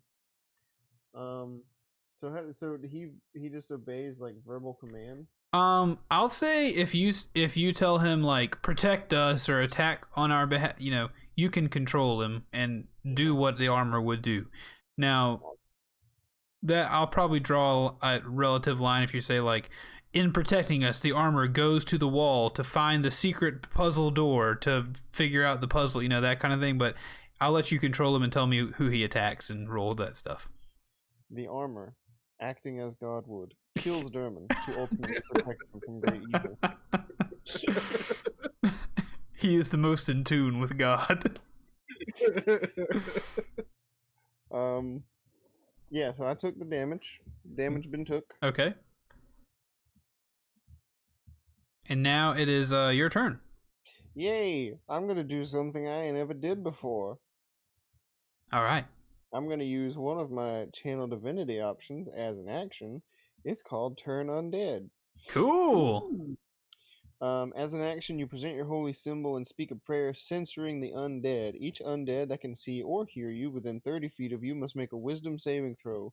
Lord, please let them all fail. All right, I'm going to roll 2. If the creature fails its saving throw, it is turned for 1 minute or until it takes any damage. Turned creatures must spend their turn trying to move as far away from me as it can, and it can't willingly move to a space within 30 feet of me. Can't take reactions. For its action, it can only dash or try to escape. All right. So within how many feet of you they turn? 30 feet. Okay, that's everybody. So they're gonna. Will a 10 beat your thing? No. Okay, so they are all these undead are now turned. Good. When Hey, it, Keith, what's their CR by chance? what's their what? Their challenge rating. What does that have to do with anything? Just so I know. Well, if it's low enough, they will all die now. Okay, they're 1/4. They'd all die now. Nice. Because at this level, I get a feature called Destroy Undead. When an undead fails its saving throw against my turn undead feature, the creature is instantly destroyed if its challenge rating is at or below a certain threshold. Nice. Awesome. CR 1/2. Sweet, dude. So Derman casts a spell. To give me some visuals, what does the spell look like? Basically, like, I just imagine Derman, like, pulls up. He's got his, like, I don't know if I ever said what it is. It's basically just like a rosary type deal on a necklace that he keeps, like, under his armor. So he's gonna, like, pull that up and kind of, like, bow his head a little bit and say a prayer into it. And then I imagine whenever he, like, brings his head back up, he just, like, kind of shouts with, like, this deep booming authority. He just says, like, enough, and then, like, light flashes and they all die. Nice. All right, so you guys can react to that. All the skeletons are now dead before you after a flash of light. As my eyes adjust back to the darkness, Dermot, you've been holding out on us. Look at you. Maybe lead with that one next time. Yeah, that was some fine smarting there, my friend. If ever I've seen it. Very, very priestly murder if I've ever seen it. Well, I thank you. And I did technically lead with that one. That was the first thing that I did. I see. That's Yes. true. That is, yeah, you're right. Most effective. But I don't really see much else going on in the room. Don't really see much treasure or enemies. Fellas, you think we move on from here? Is there any... I want to search the bodies, or just around anywhere, because I was looking for armor, is why I came in there. Yeah, they don't have anything that you can use. All this crap was like super rusty and mangled. It would be more harmful to you to wear than it would be helpful for you to have it. Gross. Yes, I say we move on. There's nothing else here. Okay, you guys leave the guards' quarters. To your left is a closed door, and to your right is the path back to the staircase where you came from.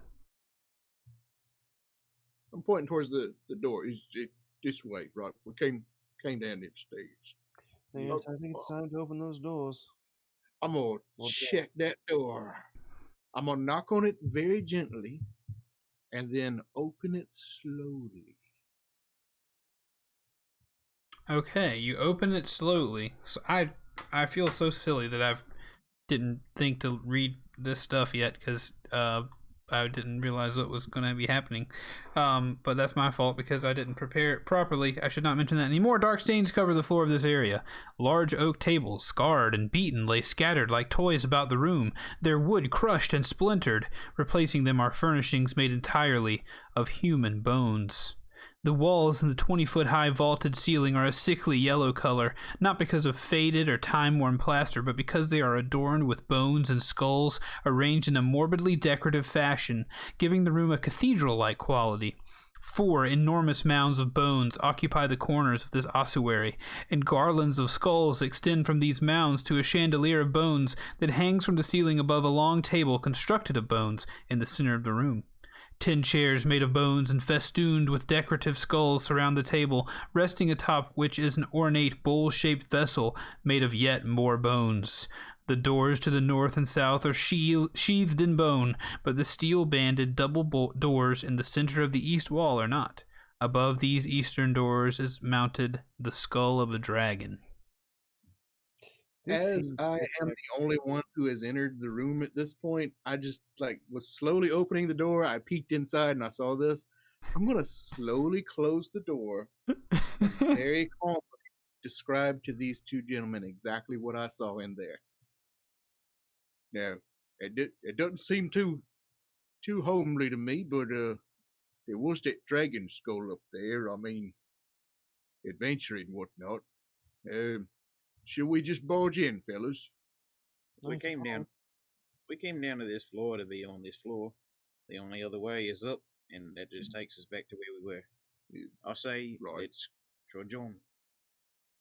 All right, trudge we shall. I turn back to the door, and I want to just, foot to the door, kick it right open. All right, you kick it open. Dust shakes from many of the bones above you and around you. The two of you, Jericho and Derman, get an eyeful of what's in this room. But beyond the dust floating around, nothing moves.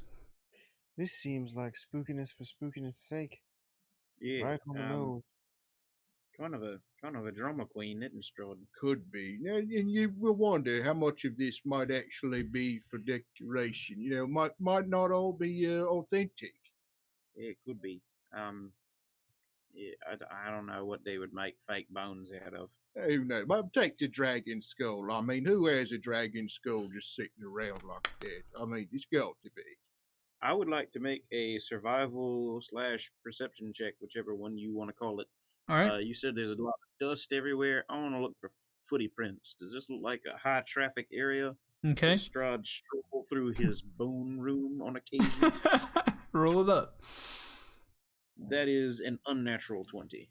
This looks like an almost nary ever trafficked room. There's not the only footprints you're seeing in the dust are your own. I see. Rarely made. Strahd may just be light on his feet. Could be. That would mean I'm really paying attention. Well, I see at least 2 doors. There's always kind of freaky things going on in these castles. There might be some doors underneath the piles of bones, but I can't really say that I want to know what's underneath the pile of bones, so... I'm with you on that one. Although the dragon skull kind of intrigues me. You said that one's over at Dorkeith? Yes, it is over that eastern door.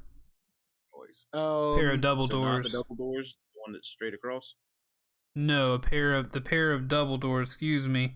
The doors to the north and south are sheathed in bone, so both of the one you came through and the one above you. The double doors have the dragon head above it. The dragony door, it speaks to me. I could see that the designer's clearly leading somebody on here. I'd like to just take a peek, and see what's over there. All right. I want to do the same thing, just kind of very gently open that door and just kind of peek around the corner, see what's happening. The double doors? Yeah, whichever one the dragon was. I think that is the double one. You got it. I'm going to read this, and I may have to ask you guys to talk amongst yourselves for just a second while I catch up to what might be behind it. This hall stands in deadly silence. Heavy beams support a sagging 10-foot-high ceiling. Fog clings to the floor, obscuring everything that lies less than 3 feet above it. A giant shadow lurches across the ceiling as a dark figure shuffles purposefully down the corridor toward you. I'm going to gently close that door, very quietly explain to these fellas what I saw in there. Now, I don't know, fellas. It doesn't seem very, very stroggy to me. It seemed like a lot rather large. Something in there. I mean, should we go this way, or you want to try the other door? I roll stealth to hide myself away and not get eaten alive. Okay. Pointing in the general direction of where Derman just was. Now, see, this is what I'm talking about here. This is what I'm talking about. Again, we picked this door because we were going to go through to see what's on this other side. Just because there's an evil monster there doesn't mean it's time to stop. Right. There's certain things we just can't avoid, it would seem. We are in the undead lord of this godforsaken land's castle. I feel like monsters are going to be kind of a theme here. Too right. I want to grab my shield and swap the axe for the old blood spear. Well, I suppose I'll take the lead on this one, gents. Want to fill in or drag my dead corpse away if I happen to get to, dead?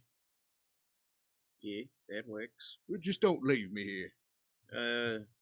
I'm sure something will wake you up and you'll just serve Strahd favor.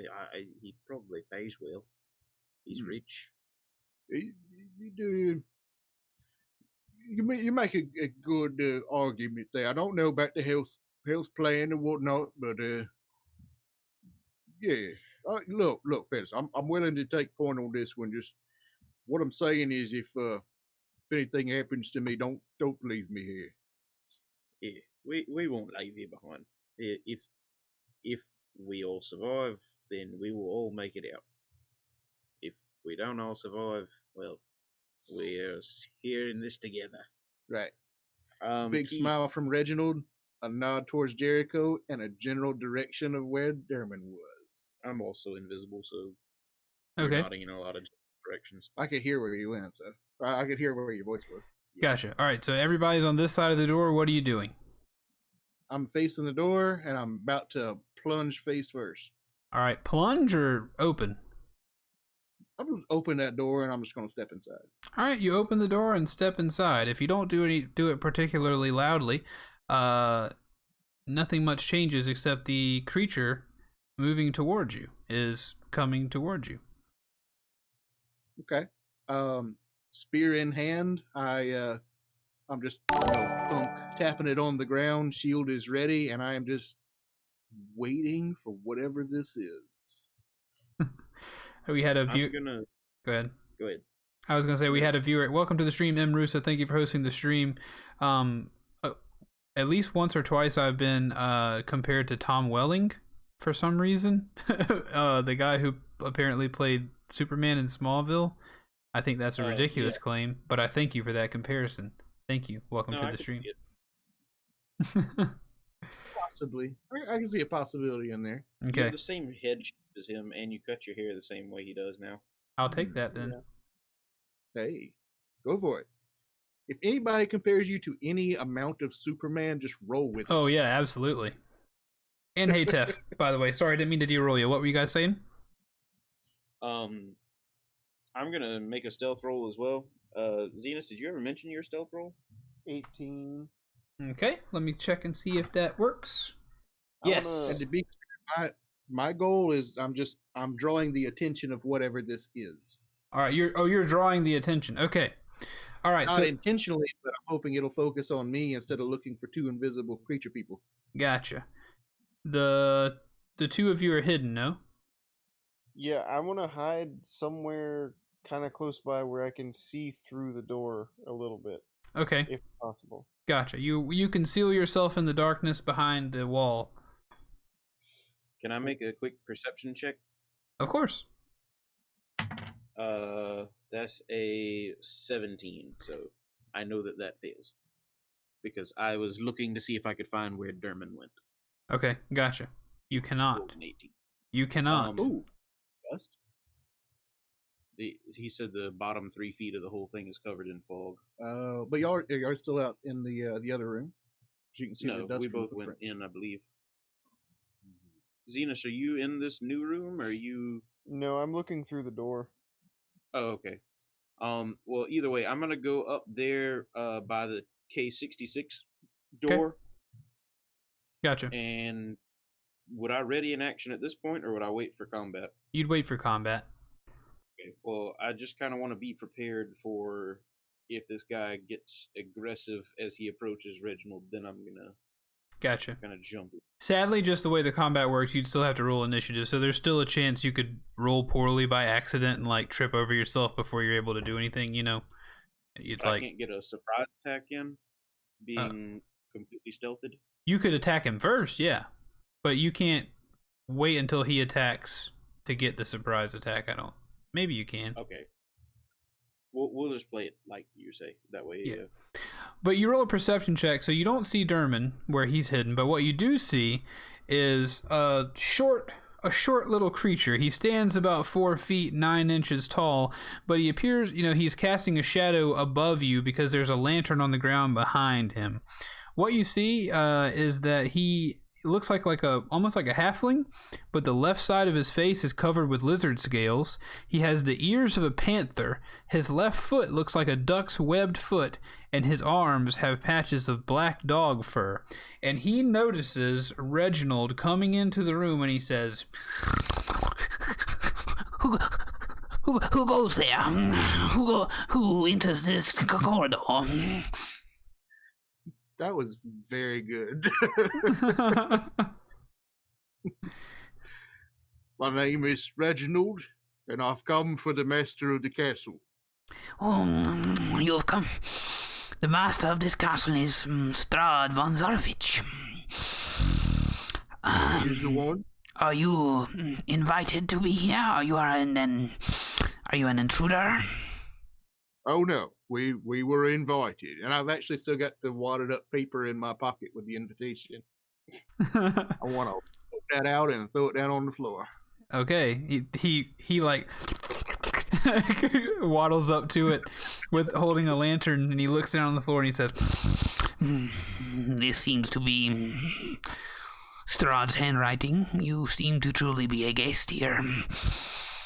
Tell me, Reginald, do you know where your room is? You really should be in your room at this time of the day into the evening. We were not shown to our accommodations. We had an impromptu dinner. The master must have been busy. I'm his servant. I will take you there. Follow me. Yes, Legolas. I will take you to your room. Very. You know my name. What do you have a name, sir? Yes, my name is Cyrus Bellevue. Cyrus. Very good, Cyrus. I shall follow if you will lead the way. Yes, follow me. I step I'm gonna out. follow at a bit of a distance. I'm not sure if something's going to fall off of this guy or something. I don't know. sure. He doesn't smell great. He's like a hodgepodge of things. I don't know what's Lots happening of here. stinky things. Right. Dog.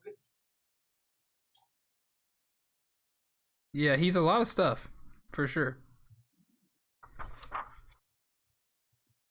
Okay, so, sorry. Dermot said. Yeah, Dermot said something. What did you say? Yeah, I step out and before they start to like walk away too far, I want to call out, were you cursed at some point to be as you are now? Reginald, You told him your name, right? Yeah. who is this? Is he an intruder? Or is he with you? Oh, no. I sometimes talk to myself. Actually, you're still invisible, right? Yeah. Yeah, I sometimes talk to myself. I consider myself a bit of an amateur ventriloquist. Oh no, I've stepped out. Like I'm in the open. Yeah. Yes, no, Reginald, I see this cat creature behind you. Creature, are you invited to be here as well? Yes, I'm invited to be here as well. Myself, Reginald, and this armor with me. We are here. Yes, Strahd. Very good, then. I am a servant of Strahd, and if you are his guest, I must show you to your room. Follow me. Lord, wait, will you answer my question? I do not remember. I am only to be a servant of Strahd. I want to cast, when he turns around to lead me to my room, I want to cast Remove Curse on him. Okay. Just because. That don't work. I got a spear. Okay. Imrusa, that's very humorous. Imrusa in the chat describes his or her old DM in a Dungeons and Dragons game or Dungeon World game that tried to attempt to do voices, but they all sounded like Foghorn Leghorn trying to do a Cockney accent. Finally, he just gave up and made some in-world story that they were all descendant from the Great Chicken Lord. Very good. Good improvisation by a DM is good stuff. I know because I am not the best. Okay, I see them cold balls coming right at you. Now, what you gonna do, boy? I say, what you gonna do? Anyway, what what do you have to roll anything for curse spell? Nope. It just says, at your touch, all curses affecting one creature or object end. Okay. Nothing changes about his appearance. Dang. Man, if anything, he actually might have gotten uglier. Who knows? Well, this is worth a shot, I suppose. Lead on, little man. I shall follow you to my room. We're Yeah, waiting? he can do that, but I need to do a thing before that thing happens. Uh-oh. Wait, what thing was about to just happen? I apologize. What Derman was just saying. He said lead on. Okay, gotcha. All right, he begins to lead on. Hang on, that's what I said. Wait on. Okay. I'm the Wild Hunt Shifter. Yep. I have an ability called Mark the Scent as a bonus action. I can mark one creature I can see within 10 feet of me, and until the next long rest, blah, blah, blah. I have double proficiency to make checks to find the marked creature. Okay. And you always know the location of the creature if it's within 60 feet of you. I'm Okay. going to mark Derman, because I'm going to stay behind as these two are led on. All right, I like it. Cool. Keep track of the effects of that spell for me, if you don't mind. Okay. Okay, he opens the door to area K61. This dusty 10-foot wide, 30-foot long corridor has a flat ceiling 10 feet overhead. To the south, a web-filled stairway spirals down into darkness. The north end of the hall ends with a wooden door. Which is where you just came through, excuse me. So we seem to have taken a few turns. We were going on a bit of a, just trying to get our bearings on this establishment here. Seem to have lost our way. Where exactly in the castle are we right now? As you're saying that, I need to know Derman's passive perception score as well as Reginald, please. Ooh, 13 for me.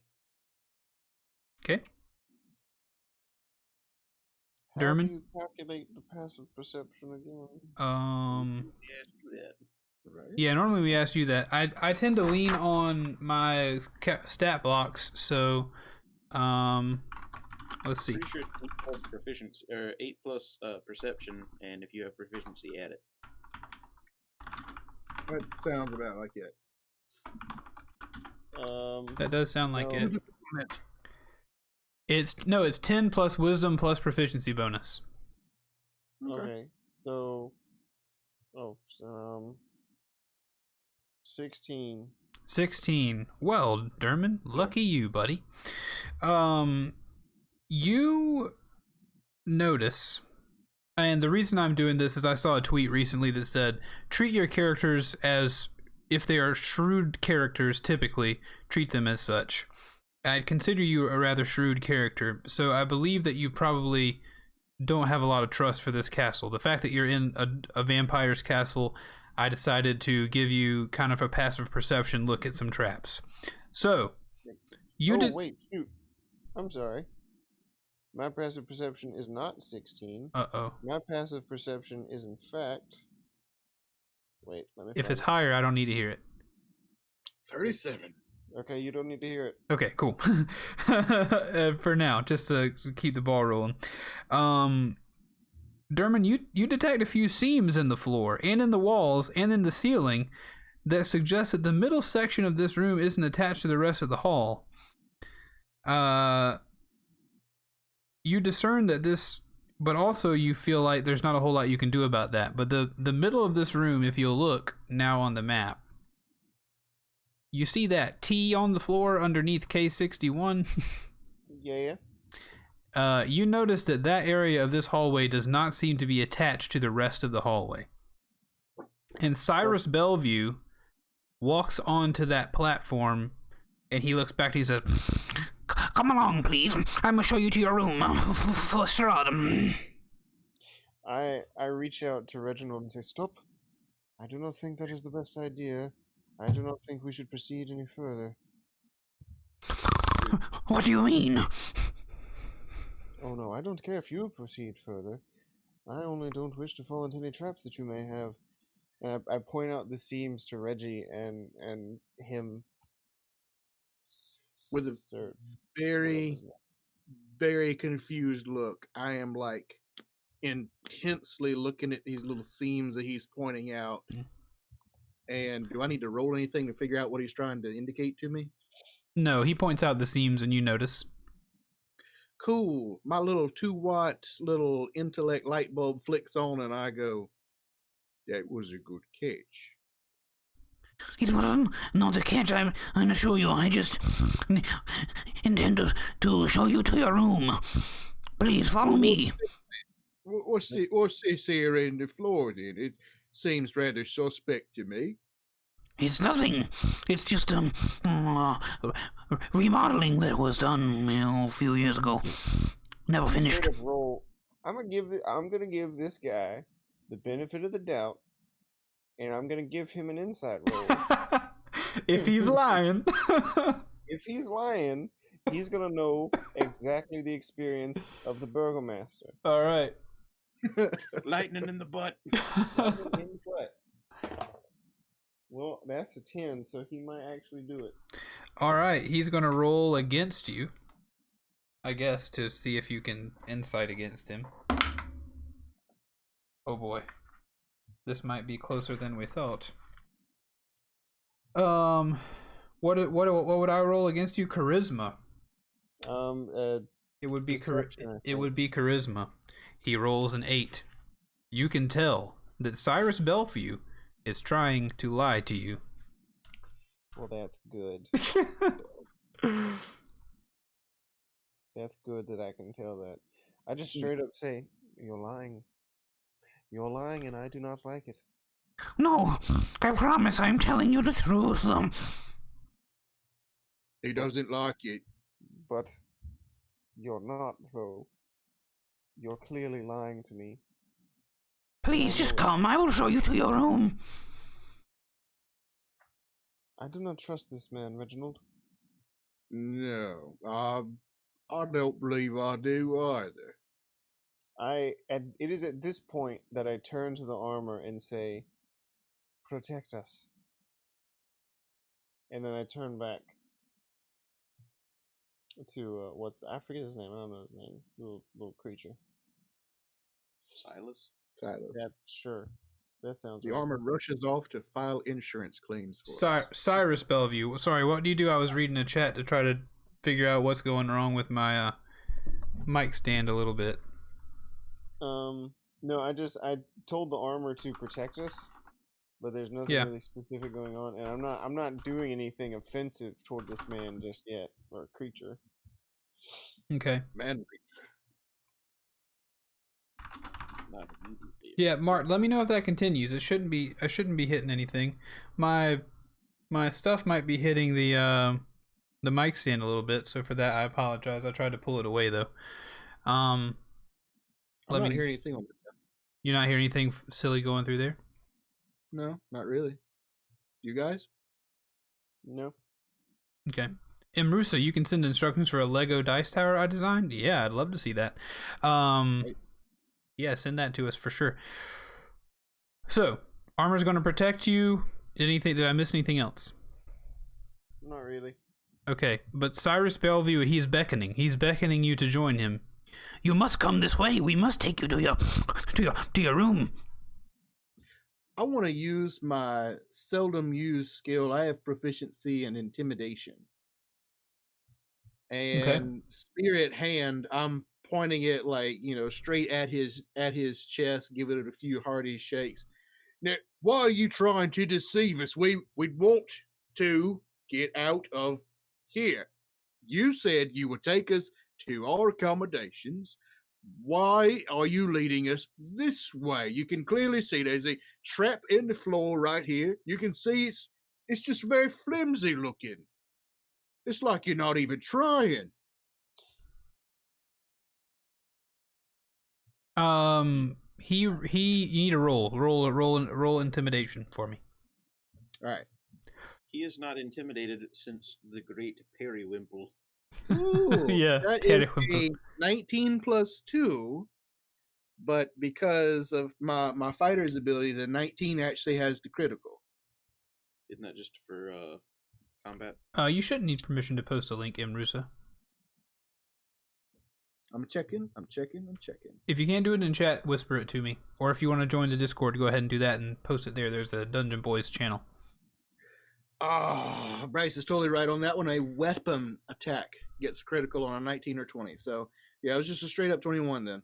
Yeah, no, he's still definitely intimidated. He says, Please, do not hurt me. I do not wish to harm you. I only wish to lead you into this elevator trap. Yeah, but we don't want to go into the trap, so we're going to just excuse ourselves, and I want to try like back into the room we just left. okay. I follow. All right. Cyrus Bellevue comes after you. He comes through the door, and as he comes through the door, he reaches out and he grabs at your elbow. Reginald, he says, No, you must go to your room. You must follow me to your room. It is the way I must serve Master Strahd. I want to see if I can knock his little happy self out. Okay.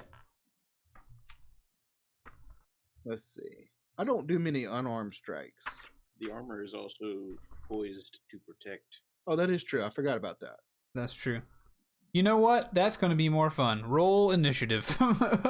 You did set it to protect. The armor is not so nuanced that it knows what's protecting and what's not. It's a 9. Smart move. All right.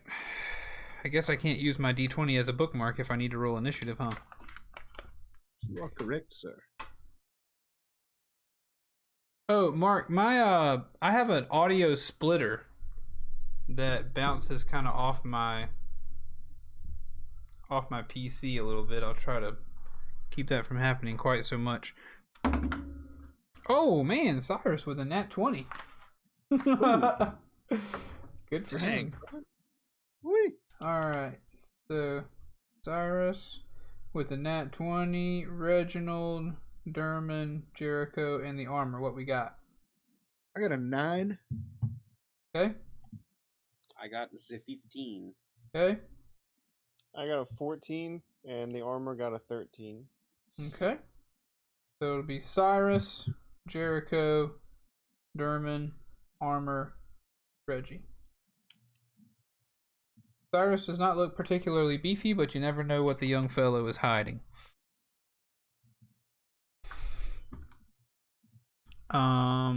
Let's go ahead and zoom in real quick, and we'll just tell you that the action is happening in K62. Everybody's kind of grouped right in there. Jericho, you are still invisible. I don't think this is going to last long enough to need to draw it out. But it could. Who knows? So Cyrus is going to go first, and all he's going to do is try to grapple you. He's going to try to pull you in a direction. So let's roll a strength contest real quick. Or he's got to roll to hit first, and then a strength contest, I think. All right, against who? Against you, Reginald.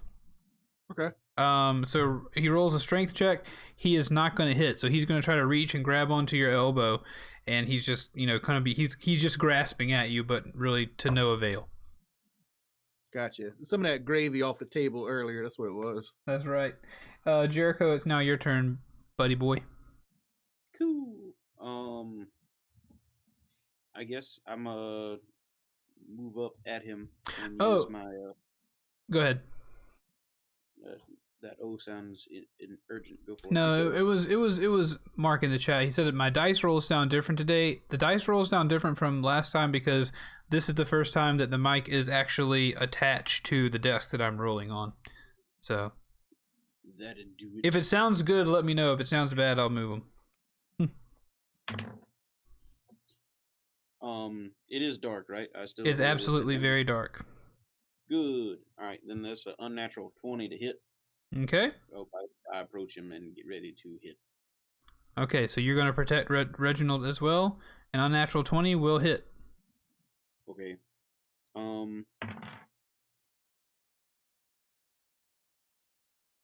That's a 3. That's 6. So that's 9 plus 4 is 13 plus 4 is 17 damage on the first hit. That's pretty cool, Rusa. 17 damage, you say? Yes, sir. 17 damage on the boy. He has been harmed. But he is not dead. You slash at him, and he says, No, please, I only must bring you to your room. I'm gonna hit him again.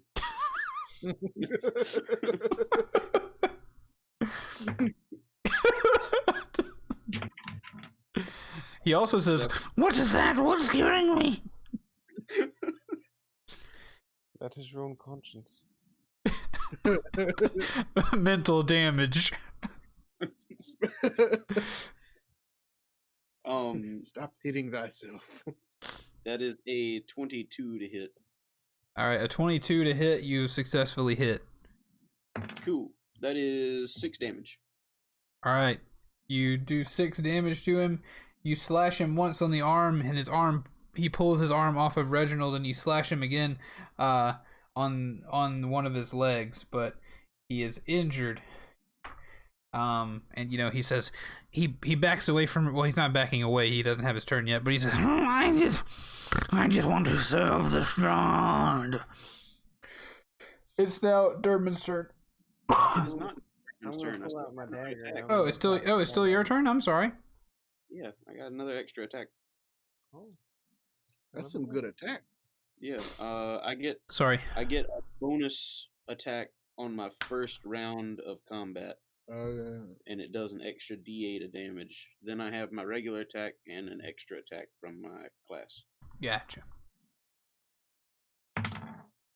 That's a 17 to hit. Yeah, that'll hit. Cool. That's 7 damage. Your last slash goes directly through Cyrus Bellevue's heart. The life ends his the life leaves his body as he cries out one last time. Oh, I only wish to serve.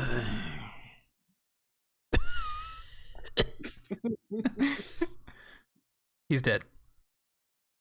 I figured. well, that was actually kind of sad in a way. Yeah, he didn't seem quite good at what he was doing. It was his whole purpose just to lead us into a trap.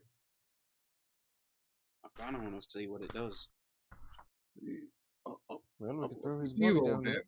Yeah, you want to chuck him on the elevator? Yeah, I want to like start dragging him that direction. Real quickly, while you're dragging him, one thing that you do notice, that he is wearing a loop of twine around his neck, and hanging from that is an iron key and a decorative wooden pendant that is fitted with a varnished human eyeball.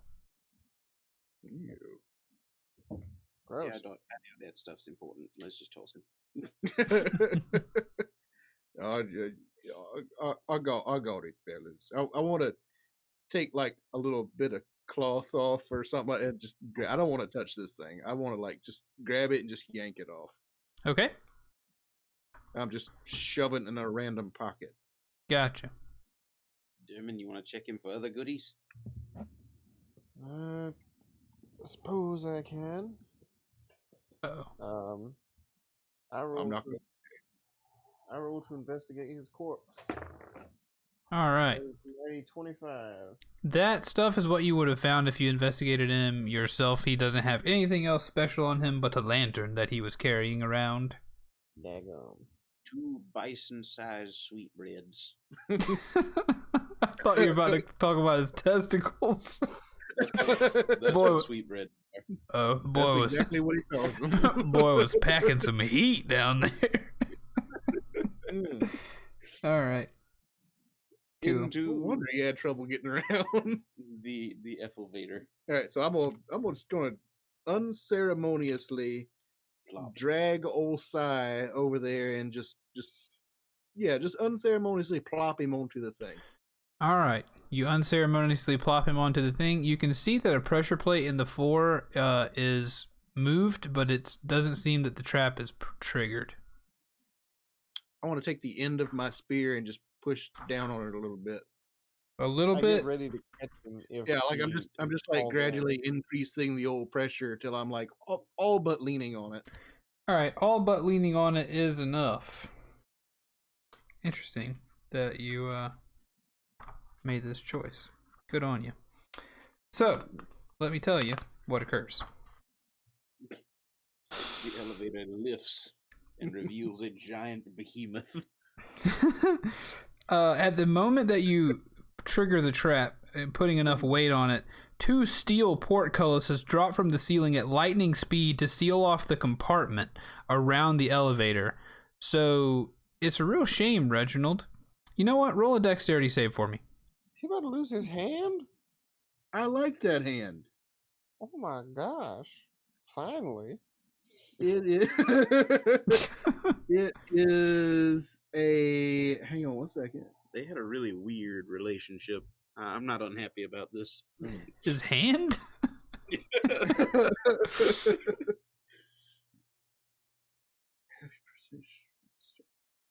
Okay, so remarkable champion.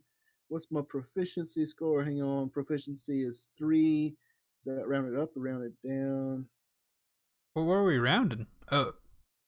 Yeah. Well, I have under champion. I have remarkable athlete. It's a 7th level thing. Add half your proficiency bonus rounded up. So out of 3, that'd be 2. Yeah, gotcha. So I add 2 to a strength, dex, or constitution check you make that doesn't already use your proficiency. So I'm proficient already in strength and constitution, so I would add it to dex. Okay. So I don't do a lot of dexterity. So that's a 13 plus 2 is 15. The portcullis is too fast for you to remove your spear. Your blood spear that you got from a while ago is snapped in half, and the magical properties of it in the destruction of the spear leave it. This magical weapon with a and a puff of a bright flash and a puff of smoke is now just its components lying on the ground, or at least the front half, or whichever half you were holding you still have, but the other half was snapped off inside this compartment that came down. I was pushing with the butt ends, so I think I probably still have like the front half of it. Yeah. So. You no longer have the reach component of the spear, as well as without having like 2 handles to hold on to, it wouldn't be very effective as a weapon anymore. It'd be kind of more like a butter knife on a stick at this point. A short stick. Oh. As I recall, that was gifted to me by a god from under a rock a while back.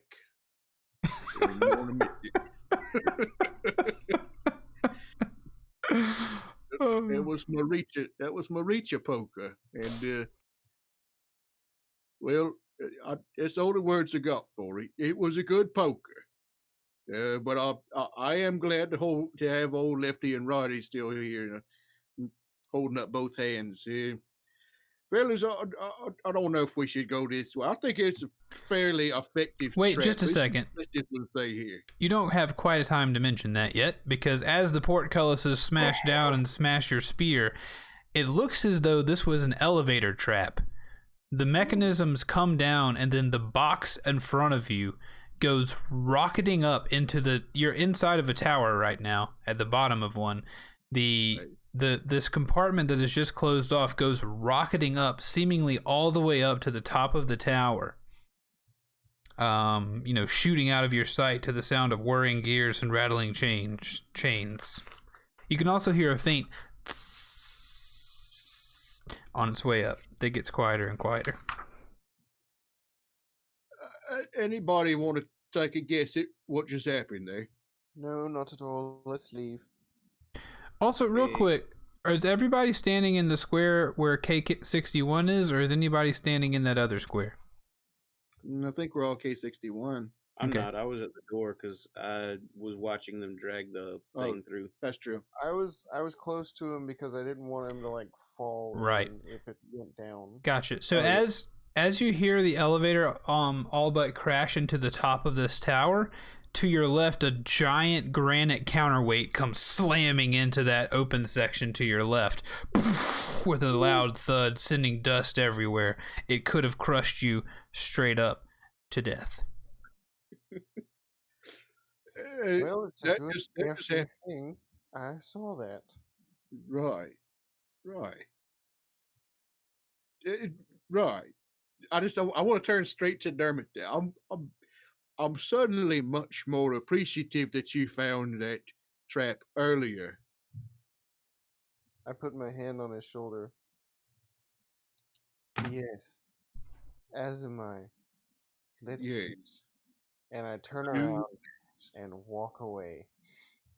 Reginald, I've got an extra one of these. I've been intending to use my crossbow rather than two of these lately. I'm gonna hand him one of my short swords. Woo. It's a D6. Okay. I think it's strength or dexterity based. All right. Well, I'm going to take that short sword and I'm going to deftly do a couple of maneuvers with it. Swish, swash. Cling, cling. Good job, guys. Oh, hey, thank you. Wait, now you just been holding on to this for a bit. Yeah, I used to use both of them, but it just the more things I didn't want to touch showed up, they needed killing. I like to kill them from a distance. I used the crossbows. Hey, much obliged. If we get out of here alive, I'll get it back to you. Yeah, sounds good. Sounds good. And I want to take the head of the spear and I want to just shove it down in my pack or whatever. Okay. Sounds good. Yeah, I don't want to chuck that. I just want to hang on to it. Sure. Sounds good to me. Hey, fellas, anybody see another way out of here? All right, so the staircase coming off of K18, that is not visible to us, correct? Correct. That is not visible to you. Okay, that does not come into this room. No. Now you can see why I was confused earlier. Oh. Yeah. I just don't even know why that's there, because it doesn't show what does lead into it or out of it. I guess if you're like playing as a Hulk character and you like smash through a wall or something, they're like, well, you appear here. If you're in this particular part of the stairs, you're now on level 4. That's very odd that it points it out like right there. Yeah. It's kind of in the way. But anyway, Cyrus Bellevue lies dead on the floor. Jericho is no longer invisible, or whatever, like using his skill. You guys are, of course, out of combat. Ahead of you is a little indention where an elevator used to be, and you guys are in K61. I am going to leave that room and look at the other 3 doors in this area. All right. So you move across the hall to the door directly to the left of the door you came out of originally. This 20-foot square room is filled wall-to-wall with clutter. A long, sagging bed sits to one side under a huge faded tapestry that depicts Castle Ravenloft. Dusty lanterns sit in various places, and bright curtains are draped haphazardly about the room.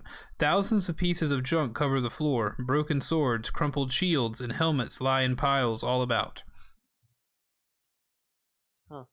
Anything not broken and or crumpled? Also, I think that all DMs should just start reading things out like they're on The Price is Right. I'm sorry, it's all I can do. Cyrus Bellevue took our room. It's 20 feet wide. Yeah. Tell them what they've won, Rich. Right? Anyway. Yes.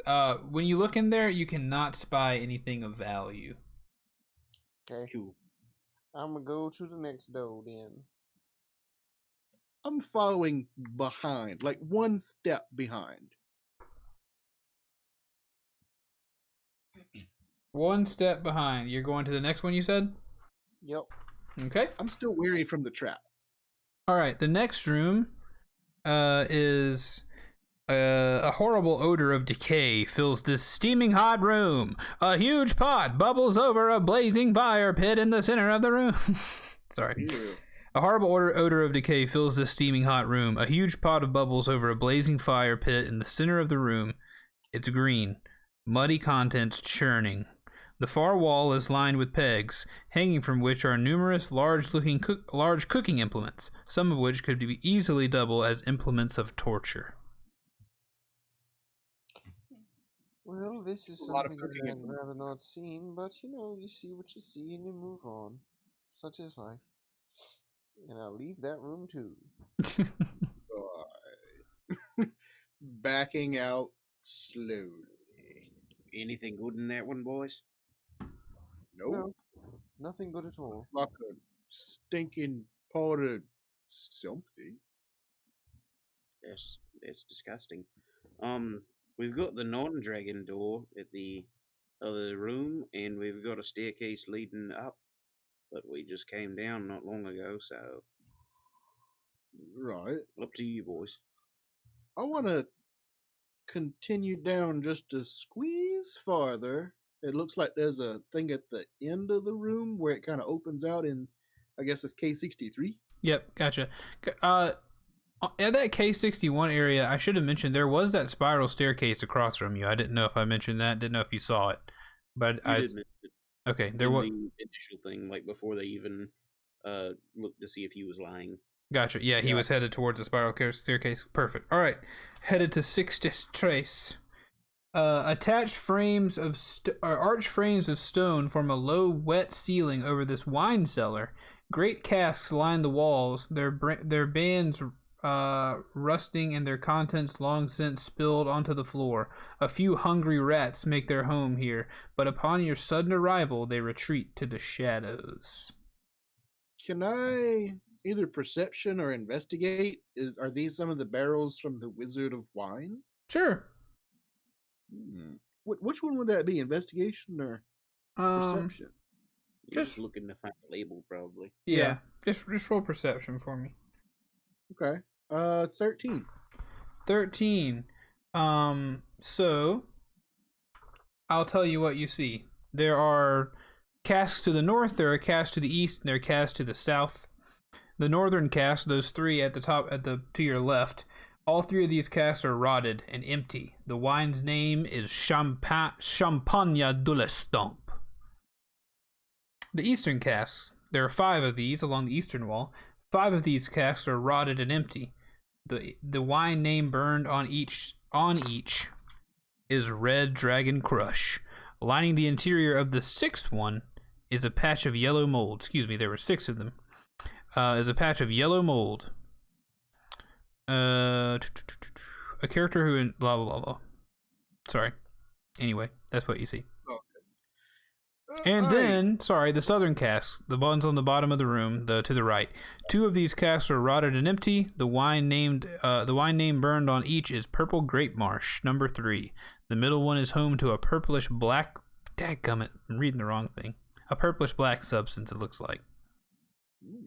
But it doesn't look open. It looks like maybe there's a little bit dripping out the bottom. Okay. Hey, fellas, some of this looks like the Wizard of Wine stock. They got the champagne de stump over here, and the other ones over there looks like. Yeah, good to see something familiar. Is any of it still good? It doesn't look like it. Sorry. So, I'm just not all the way over there. Gotcha. I want to, like, I'm one of just them's asking like him. leaking or something. Can I, like, touch it? Yes. I'm gonna touch it just a little bit. Okay, roll a nature check. Nature check. It's a 14 plus nothing. A 14 plus nothing. You have been an adventurer for a while. You have encountered maybe 1 or 2 black puddings before. Yeah, I didn't Nasty, juicy boys. This feels a lot like the leavings of a black pudding. You are alarmed at the fact that possibly one could be lurking in one of these barrels. I am alarmed. I don't think it's any good, fellas. In fact, maybe just better move on. I think this might be one of them puddings of some sort. A pudding? One of the black pudding that we come across it before, I think. It's a nasty little bugger. Keith, Right. I don't think any of us know what a black pudding is. Oh, it's a like a gelatinous cube, kind of like that type of enemy. It's like Fine. you fought one in the original time we ever played D&D. You fought a black pudding, but it's essentially just Mark says black pudding is food. It is essentially like a sentient try to kill you batch of black toxic pudding. I don't know any other way to describe it besides kind of like a gelatinous cube, but without the cube shape. Reginald, slime. then you should probably come this way and not disturb it. Right. I'm like backing out of the room and just kind of like wiping the old hands on the trousers. All right. Well, that's 2 rooms filled with disgusting goop. Right. Up the stairs or out the other door. Oh, I mean, the stairs is right here. It'd be a shame not to take a peek. Dermot, what's you think? Either way seems fine to me. Doesn't really much matter. I mean, I say the stairs. Why not? We just came down some stairs not all that long ago before we fought those skeletons. They probably just lead back up to the floor we just came from. It could be. Different location, of course, but All right. Let's let's check down a bit farther, see if there's anything past the bony room back there with all the dust. yeah, I'm just spitballing here. Dermin, what do you want? Well, you do bring up a good point. That might just take us back up to the front entrance. I was actually rather curious about what was behind that other door. I wouldn't mind a peek there. All right, come on, boys. Which door you got? The one that leads to K70. Yeah, that's what we were thinking too. Okay. It's oh, it sounds good. Hey, Dermot, why don't you lead the way on this one? I lost me poking stick. All right, that seems fair. I'm a I stealth don't- again on the way. So, guys, did you guys pick up that key and eyeball thing? Yeah, it's shoved unceremoniously in my pocket. Okay, just making sure. And you're headed back to Area 67, headed to the other door in that room? Yeah. You're headed back to the bone room? All right, you guys walk down the hall and enter into the bone room. Bryce, what was your stealth roll? 20, not natural. Okay, yeah, you guys are moving through the dark. The bone room remains undisturbed. But one thing you do have to step over on the way there is Cyrus Bellevue's body. No. No, we tossed him in the trap. Oh, yeah, you did. Sorry, I forgot. Yeah, you tossed him in the trap. Hey, man, that Out of was a sight. weird. Yeah.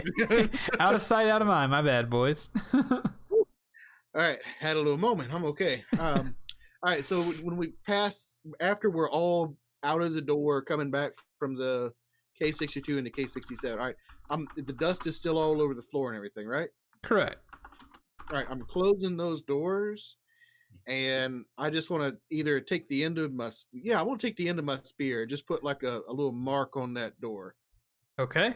You have marked the door. Yep, that's a nope door. Gotcha. Okay, that's all I want to do there before we move on. Cool. I want to go up to the door at K70, and I want to like roll perception and peek through the little keyhole if there is one. Okay. Roll perception to see how much you can get through a keyhole. That is 25. Yeah, you're good at that. Your eyeball deforms and goes through the keyhole like a cartoon. Just kidding. This 30-foot square room is in shambles. Scattered furniture lies in heaps near the walls. Broken bones lie scattered amid crumpled and crushed plate armor. Shields and swords jut from the walls as if driven into them by some tremendous force. 2 doors stand opposite one another in the center of the north wall and the south wall. A dark archway leads out through the east wall. I relay the information to the boys. Cool. I'm looking in Derman's direction. Hey, just pointing towards the door and just shrugging like, you're there at the door. It's your call. I mean, just for help, Derman, you were looking for armor earlier. There are some. I did mention the shields on the wall and stuff in there. Yeah. we bust down that door. I am going to open the door. All right. You open the door, and unceremoniously, nothing changes. Cool. I like it when that happens. Mm-hmm. Yeah, honestly. I'm just gonna be looking around. I guess I'm gonna go to the right. All right. This dark passage runs for 20 feet, connecting an archway to the west with an ascending stone staircase to the east. Oh, I see that now. What? A stair who? To the north and south are 4 10-foot square alcoves cluttered with rotting cots and dirty rags. The ceilings here are covered with yellow lichen. So special. Also, recall I am stealthed, so any like silences that you think should be filled with the beautiful timbre of Jericho's voices, he's just stealthing. I understand. And I'm just checking out the armaments and things like that that's around. I don't recall if you said there was armor or just shields or things like that. I have chainmail. I'm just looking to see if there's anything better. Okay. Yeah, nothing better than that. You're decked out better than these guys are now. Okay. The armor, like I said, is mostly rusty and rotting, but the shields on the wall do seem to be a little more well preserved. Okay. I just want to like admire the shields, just kind of appraising them. Just Sure. Yeah. They look nice. Yeah, Looks like good something up there. horrible happened to the people in here. Right. But right. yeah, the shields look nice. Shields look good though. Mm-hmm. Yeah. The way the light catches, well, the way the non-light catches them. Yeah. Right. The way the dark catches them. Right. Girl, you look beautiful the way the darkness reflects off your eyes. Is that wow? Is that a doorway that we see, like opposite from the door we came into this Yes, room? there is a Or is door it up there. Yes, indeedly. Okay, I didn't know if it was a doorway or just like an opening. So, I want to just like peeky pie my little head up in there. Okay. The shadow. I just love that I'm reading the description of these rooms before you look in them. Oh boy, the shadowy That's why room. I'm just gonna peek at it. The shadowy room is in perfect order. Hold up. Nice. Yep. There's got to be something more menacing than that. Come on. There is. The shadowy Oh. room is in perfect order. A great table stands here with its chair, inkwell, and quill set carefully in place. Lances, swords, and shields that bear the Barovian crest are hung neatly on the dark oak-paneled walls. Sitting in the chair, on the other side of the desk, is Rahadan, the elf that you saw earlier. And he says, "Reginald, Yes. have you found your way down here alone?" Well, no. Ah, your friends are with you. I thought I heard a commotion outside. Well, the friend Derman is here. My other companion Jericho, I'm not sure where he's gone off to. You hadn't perhaps seen him around, have you? Who was that? I'm sorry. Nice. Yeah, I just said that Jericho was nowhere to be found. We got separated. He We said, got he separated. said, "Who is that?" Oh, I thought you were like as a DM. You No, were like, I just really reading. did. I really didn't hear you. I'm sorry. Oh, I thought you said, "Who is that?" No. Like, he doesn't even remember me. No, sorry. Who's that guy? Okay. Was he the one with all the hair? Yeah, that's probably him. No, we seem to have got separated. You don't perhaps know where he might have gone to, do you? Ain't you seen him around here? No, I have not seen him around here. Reginald, please, do come inside. I wish to speak with you not for a just yet. moment. We got to look for our friend there. I'll give you just a moment. I just want to just open the door and just barely step inside. I'm not really making myself comfortable. In fact, I'm kind of checking the corners a little bit to see if Jericho's in there. Okay. He says, well, I do not believe Jericho is in here. Tell me, where is your cat friend, Derman? He's outside poking around at something, I'm sure, in the other room. Lots to poke around at in here. It's a large place, you see. I want to get in the doorway and kind of block it in case there's any more of that door slamming shenanigans going on. What was that stealth roll that you did earlier? 20. When you go to step in the door, he says, "Ah, Reginald. It seems there he is. Coming in the door there. Jericho. Reginald seems to have been missing you. You can stop hiding. I can see you." Is it dark in here?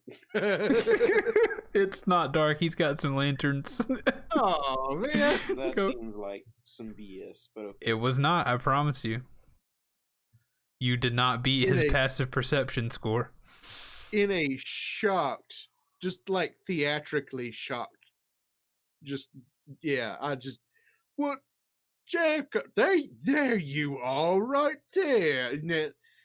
Thank you for helping and Welcome to Tank Town. My companion. Can't tell you how happy I am. Jericho, now how would you get out of here? Reginald. Right. Shot it. All right. Thank you for following JamJam2431. What say the three of us go and find your friend Derman? Right. I want to look around in here. See if you got a camera or something. Okay. Okay. Wait, so a nat 20 to look around. Oh! All right, so just to let you, I mean, he's an elf too, so I don't know if you know anything about elves and their ability to see in the dark, so I promise you I'm not playing tricks on you. Looking around in this room, besides what I told you,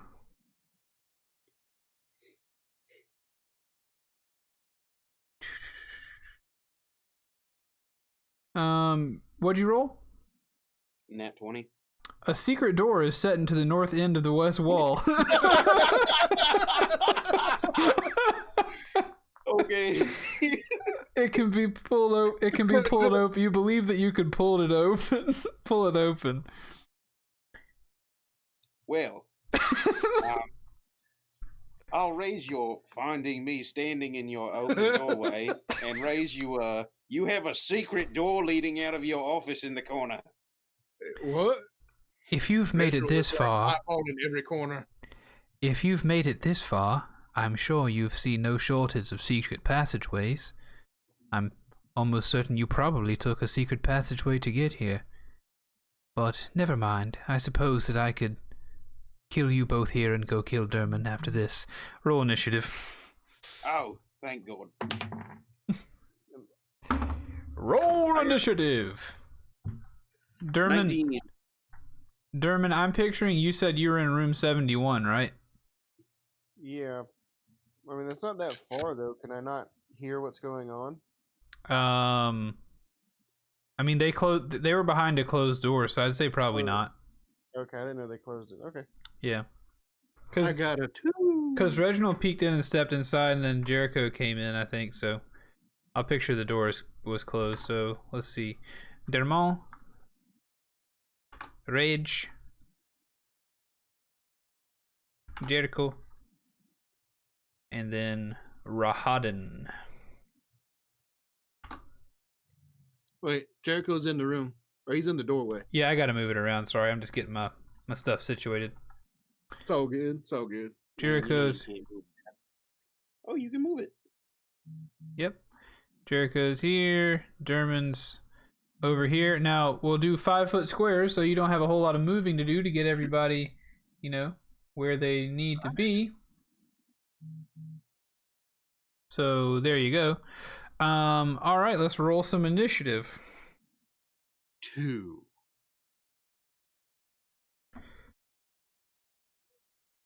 Oh boy. Right? Oh, Bob. I was hoping for more also. No, I just looked at his stats. Now I'm really hoping for more. Oh goodness. I'm sorry. Alright. You feel like demigod next to his name or something. No, it doesn't have demigod next to his name. Armor. We'll picture the armor. We need to write the armor is over here next to. This may be a get halfway done and finish combat next time, but we'll see. Yeah, it's 9:45. Yeah. Yeah, I gotta go to bed soon. Me too. Me too. But we'll have to do it halfway back. I'll take a screenshot of this and. Since this is you chuckled at his stats, Yeah. do we want to just set up combat and just tackle this fresh? Now let's get started and see how it goes. Okay. If you don't mind. Alright. Alright, I need everybody's initiative rolls, please. Besides Way pretty quick. besides Reginald, that's a number 2. I got a 19. Okay. No. I got 21. Okay. When I became a swashbuckler, I add 2 to my initiative roll now. Perfect. Imrusa rolled a 20. Congratulations. They may need some help. Who knows? Also, anybody who's been watching the stream, thank you so much. We've had people be in here, so I like the sound of that. Hopefully, you guys enjoy the show. Sorry, what was the armor's roll? The armor rolled a 14. And what'd you roll, Derman? 19. Okay, cool. I also rolled a... Nope, I remember I got a 21 now. Yep. Keith, you may want to give a shout out to Jam. Yeah. He was my friend that joined the stream when you were doing Half-Life Alyx. Oh, okay. He said he sent the link to all of his friends for this one, and he said to open it up and check it out. Oh, great. Yeah, thanks. Appreciate it, Jam. Thanks for being here. Appreciate the follow, by the way, as well. Thank you so much. Reginald is last. All right, Jericho, you're first in this bad boy, so here we go. Oh, yeah. What's his name again? Rahadin. Yeah, Rahadin. Rahadin, are you sure you want to do this? Oh, I'm sure. All right. You were so helpful earlier, but okay. That's oh wait, I'm going to approach him. Actually, are you gonna make me roll if I want to jump on top of the desk to hit him?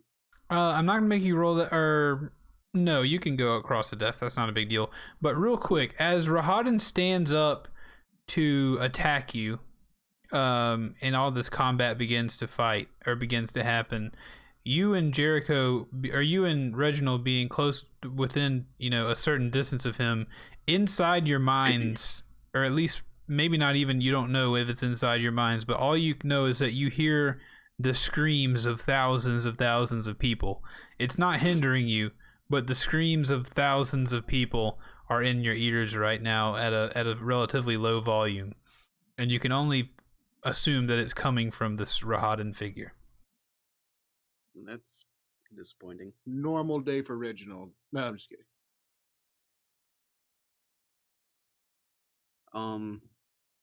I mean, if it's not hindering me, I'm gonna assume it's some kind of a magical effect. I'm still gonna trudge on. Perfect. I mean, I'm not gonna retreat until I have to. Sounds good. So yeah, hopping up on top of the desk. That is a 23 to hit. Okay.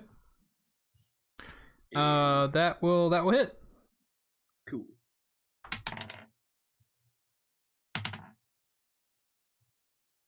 That's 8 plus 4 is 12 damage on the first hit. Okay. And next attack. I rolled the same thing again, so I assume it still hits. Yep, it still hits. Also, now that a hit has occurred, Derman, you hear the clang of it, and you know that something's going on in that room.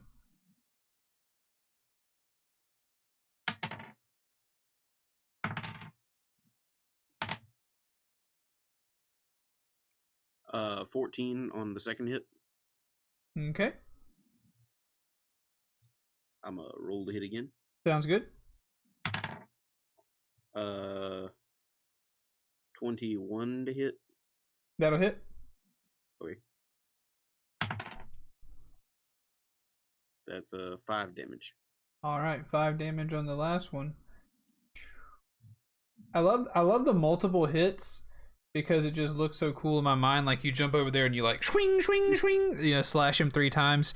But you hit it, you slash into his armor 3 times, and you reveal some of his flesh, and his blood is bleeding as you slash on him, jumping onto the desk to get him. I think technically as a bonus action, I can fire my crossbow at him. Okay. But I don't know, and I definitely can't reload it. Gotcha. If it's a bonus action, let it rip. Yeah, I'll give it a shot. But you're within close range, so you'll have disadvantage. Oh yeah. Okay, then I'm gonna save it for later. All right. Sounds good. And now I'm gonna jump back off the desk using. Oh, I'll use my bonus action. As the swashbuckler, I can disengage as a bonus action. Cool. So he is unable to opportunity attack you. Correct. Cool. All right. You hop back, and he says, I want to go back. Impressive. Where? I want to go back through the door into the square right behind the door. All right, you hop through the door, leaving Reginald on the other side, and you're in the square behind the door. Do you shut it back? No. Okay. In fact, I'm gonna stand in the door so that I can kind of, again with the wind slamming doors shut, I'm gonna hold it open. Man, Okay. Shut it back. That would add insult to injury right there. All right, Reginald, handle this. You got this, man. You okay, bye. Yeah. Okay. Sorry. Let me. I believe in you. Slam. All right. It is now his turn, and he says, I believe in this going more. "Pity, Reginald, your friend has run away." And he does a Bo Duke slide across the desk right in front of you, Reginald, and he is going to attack with a little bit of a multi-attack action. For that brief moment, I am rather impressed. Does a 25 hit? Oh, yeah. What about a 27? No, actually on that one. Completely whips that Okay, one. gotcha. Yeah. They're going to hit. You lucked out on damage roll. He rolled a 1 both times, which means he only does 7 damage on each of those hits. All right, so it's 14 total damage? 14 total damage. He slashes you twice. He slides across the desk, slashing you across an arm, and then as his blade comes down, also slicing you in the belly as well. Cutting shallowly into your skin. And as a bonus action, he is now within 10 feet of the two of you. I'm going to need you to roll a wisdom saving throw, please. Ooh, that is not my strong suit. I also need to do this? You do. That's a whole 4. That's I have not a lot of wisdom. That's a 20 unnatural. Oof. All right. You save, Jericho, so you're going to take 12 damage. And 12 psychic damage, and Reginald, you're going to take 24 psychic damage. The screen, as he gets closer to you, you can see his eyes kind of glow black as he stares at you, and as that happens, the screams in your head become louder and louder to the point that your brain is being crushed by these screams, and it causes you damage. Wait. That's a no good. Do you hear the sounds of all the life I've taken? As he slashes you. Yeah, I can imagine, Reginald was kind of in awe at the whole, slide across the desk, sweet move. That's awesome. Yeah. Wish I could do that. Ouch, I got stabbed in my armpit and a little bit in my gut. And then now I got a headache. So I am just arms wrapped around the head like, holy crap, what's going on? You're hurting. Derman, it is now your turn. What you got for me? Your turn. Well, I'm still in the midst of investigating, so I'm just gonna look around the rooms. Oh no, I let you know earlier that you could hear that kerfuffle has begun. Okay. Well then I'm gonna head that way. Yeah, 15 feet away from you, or even really kind of less, Jericho has swung this door open and is now standing in the doorway as you just heard Reginald like get sliced up a little bit. Reginald's trying not to scream like a little ninny. Okay, well I'm gonna pull out Overliable and get into a ways where I can cast Guiding Bolt. Okay, so you're gonna move over here. Yeah, oh shoot.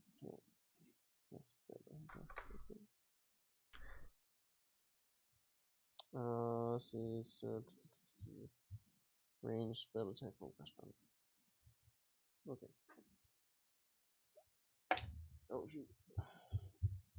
You do have two of your buddies in between. I don't know if that's gonna. It seems like a ranged spell attack, so that might make things difficult. It is Guiding Bolt.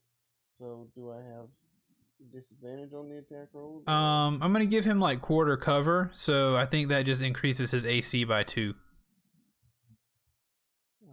Keep behind my big head. Yeah, okay. You can you guys in chat can always tell me if I'm wrong. I may choose not to act on that, but of course you can tell me. Do a 24 hit him? A 24 will hit him, yes sir, no matter AC increase or not. Okay, goodly.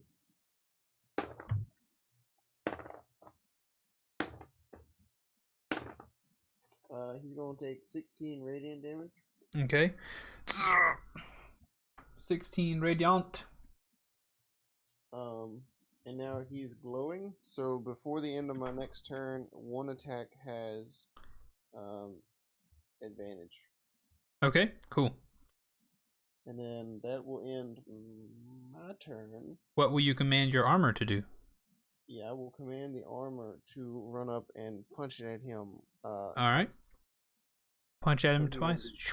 He gonna do that. So Reginald and Jericho, your suit of armor comes stomping past you, running with his fists up, ready to fight. It shoves past the two of you to swing at Rahadin. Does a 15 and a 17 hit? Neither of those will hit. So he punches twice, and both times Rahadin takes his scimitar and ping ping swats the fist aside. The armor looks disappointed and slightly confused. Well, there you go. You guys think we can squeeze in one more round? Let's do it. I got a question. Yeah. Is he still he just has dark vision, right? As far as I can tell. Yeah. He's an elf, he just so he just saw me because he had good perception, correct? Correct. Okay. Wicked high perception. I can hide as a bonus action, so because I'm still technically invisible, I can still hide again. Gotcha. He can lose track of me. Sure. Yeah. Hey, Keith, I should have rolled one of those attacks with advantage. Oh yeah, go back and let's redo those attacks then. We're right here. I didn't even think about it. Will an 18 hit? Yes, 18 will hit. Oh, heck. So roll some punchy damage on him. Oh, that's the wrong button. Hold on. What can he do? What is it? So a little bit surprised, we'll retcon that the armor came in. A little bit surprised that the animated armor came rushing in. Rahadin a little bit, he drops his mouth a little bit. What's going on here? And then the armor just socks him one good time in the jaw. The next one Rahadin's able to block, but the first one he does make contact. 4 damage, and then Rahadin is no longer glowy. Okay. Punched his lights out. Sing. Bingo. All right, you think we got 4 minutes to do another round? You think we can handle it? I haven't done anything yet. Oh wait, never mind. Of course, it's Reginald's turn. Let's finish. We'll finish on Reginald. All right, so I take my staff that was broken and has now been reforged. No. Oh. Yeah, that's all right. So I'm going from like defensive position. I'm pissed. Yeah, sure. Pissed. I thought this was a cool guy. Not so much anymore. All right, so I'm going in with a great axe. Swing it. It's a 15 to hit on the first one. That will not hit, sadly. 19 to hit on the second one. The second one will hit. Will hit. All right. Damage is 17 on that bad boy. Perfect. All right. and I'm going to use my bonus action to try to grapple this bad boy. All Tavern right. Brawler. Tavern Brawler. Okay, so wait, remind me of the damage on that one. I was trying to make preparations for next time easier. What was the damage? 17 damage. All right, 17 damage. You guys are hurting this man. All right, Tavern Brawler. You've hit with your attack, so remind me of how Tavern Brawler works. How does a grapple work? This is this bonus action. I can attempt to grapple the target. So, Okay. I think that would be like just a strength check. How do I grapple? Whenever you make a melee attack, you can choose to try and grapple a dude instead. You need at least one free hand to do this. You got a free hand? I'm just gonna drop my axe. Okay. There we go. Like, you know what? I could kind of see it on that last one. I like just hit it and it like embedded in his armor or something, and I'm just letting it stay right there. I'm trying to grapple this bad boy. all right. So they're gonna try to get out of your way. So he's good at dexterity. So he's gonna try to like wiggle out of your grasp instead of dodge this instead of forcing his way through it. So he's gonna roll a dexterity save, and you're gonna roll a strength strength challenge against him. Just a straight up strength. Add your modifiers for a strength thing. So I guess Bryce is looking at it with me. It's a nat 20 plus 5. Well, perfect. You are successful at grappling him. A grapple creature speed becomes 0, and it cannot benefit to any bonus to its speed. He can't go anywhere. He can still try to attack you, but he can't move until he tries to get out. Nice. And I'm hanging on to this guy. I kind of see it. I've just got him in like the giant bear hug kind of thing going on, and I want to call out to everybody else: take him out, boys! Perfect. All right, so let me make a note. He is grappled, but that is going to be the end of tonight's episode of Dungeon Boys. I want to thank everybody for hanging out. If you're listening to the podcast version of this show, we love you. We appreciate you. We hope you're still enjoying it. If you want to tell us how much you enjoy it, send us an email at tankmediagames@gmail.com. If you would like to follow me on Twitter to keep track of the show and different things I post, that's at Tank Media Games. There's also an Instagram for at Tank Media Games, so if you want to follow us on any of those things, and you can also find on any of those profiles a link tree to see all the pertinent links for Tank Media Games. Eventually we'll get all these boys on social media, but we got to have a reason for them to be there. So if you want to follow us, do that. But yeah, we hope you can write a review. If you really enjoy the show, please do write a review for us. I'm sure that will help us be seen and heard by other folks. It doesn't take but a minute to sit down and write a review if you're on iTunes or wherever else you can review. So we really appreciate that. M. Rusa has double followed, so we thank you. But to our podcast listeners, we thank you so much, and we hope you've enjoyed the show. There will be a few more Strahds left. Well, it depends on how many, what they get into. We'll see how they handle Rahadan as well. And yeah, guys, you good? Yep, I think we're good. All right. Well, we will see you next time. Please remember that we love you very much. Bye. Toodles. Later. All right, that's the podcast. We're out of the podcast. Now it's time to turn to our Twitch viewers. Thank you so much for hanging out with us tonight. M. Rusa, thanks for chatting a little bit. Mark, thank you so much. I hope you guys are... I know it's bot spam, and a lot of times I don't read it, but when Takedown Bot says that one long one about Dungeon Boys, I just want you guys to know that I do read everything in chat. I just don't respond to everything so as not to derail the podcasting. Tef, M. Rusa, Mark, and Opont, thank you guys so much for hanging out here. Jam, the following of Jam followed. We really appreciate that too. Dr. Smoke was also here. Dr. Smoke. I think he may have been a guest. That's fine. Anything. The doctor is in the house. I'll take it all. But thank you guys so much. I didn't realize it was being recorded for pod. No, not your bad. That's why I have the thing. I just don't want anybody to feel bad on that end and be like, oh, he doesn't want to read what I have to say. But yeah, we put it up as a podcast as well. Dungeon Boys started as a podcast. There's a ton of, if you're just finding us tonight, I tried searching for Tom Welling's podcast, but I got something completely different. Yeah, he was on a different podcast recently. Or someone else's. I'm not sure remember what it was, but somebody Opont showed it to me. Anyway, I think he's actually going to reprise his role as Superman. They're nice. supposed to have like this the War on Infinite Earths thing from the comic books going on. Okay. So it'll be like Superman's from the past, kind of like the new Spider-Man thing that's going to be coming up. Awesome. Wow, that'd be cool. Tom Welling. I need to look up Tom Welling and see if I look anything like this man.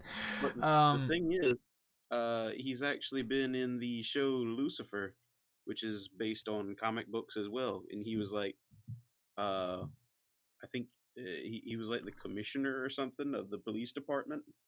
So Russo says he also did that in The Flash. Sorry, Bryce. I didn't mean to talk over you. Yeah, they did do that. Cool. Tom Welling. I'll have to go look up more Tom Welling jams. But yeah, if you're new to the show tonight, there are a ton of episodes of this show. There is a full first season and a few others, and a few episodes of a second season of our homebrew campaign of my creation, a story that I've made up in a world that I've created. So I know that may not sound great or whatever, but I think we did a pretty good job of it. There's also recaps for every 10 episodes, so if you want to just jump in at the very end and just hear about what we did. We did didn't we do a season 1 recap too? I think we did. Yeah. We only got like 3 episodes after season 1, so yeah. If you want to watch season recap and then jump into season 2 with us. It's an awesome storyline. You sell yourself short on it, but you do an amazing job with it. Well, thank you. Thank you very much, everyone. Well, I appreciate everybody watching. We really enjoyed it. We're not going to raid or anything at the end of these streams. We just kind of shut her down. See you next time. Same tank time, same tank channel. That's right. Same tank time, same tank channel. Please remember that me and the Dungeon Boys love you very, very much. Good night. Bye. Toodles.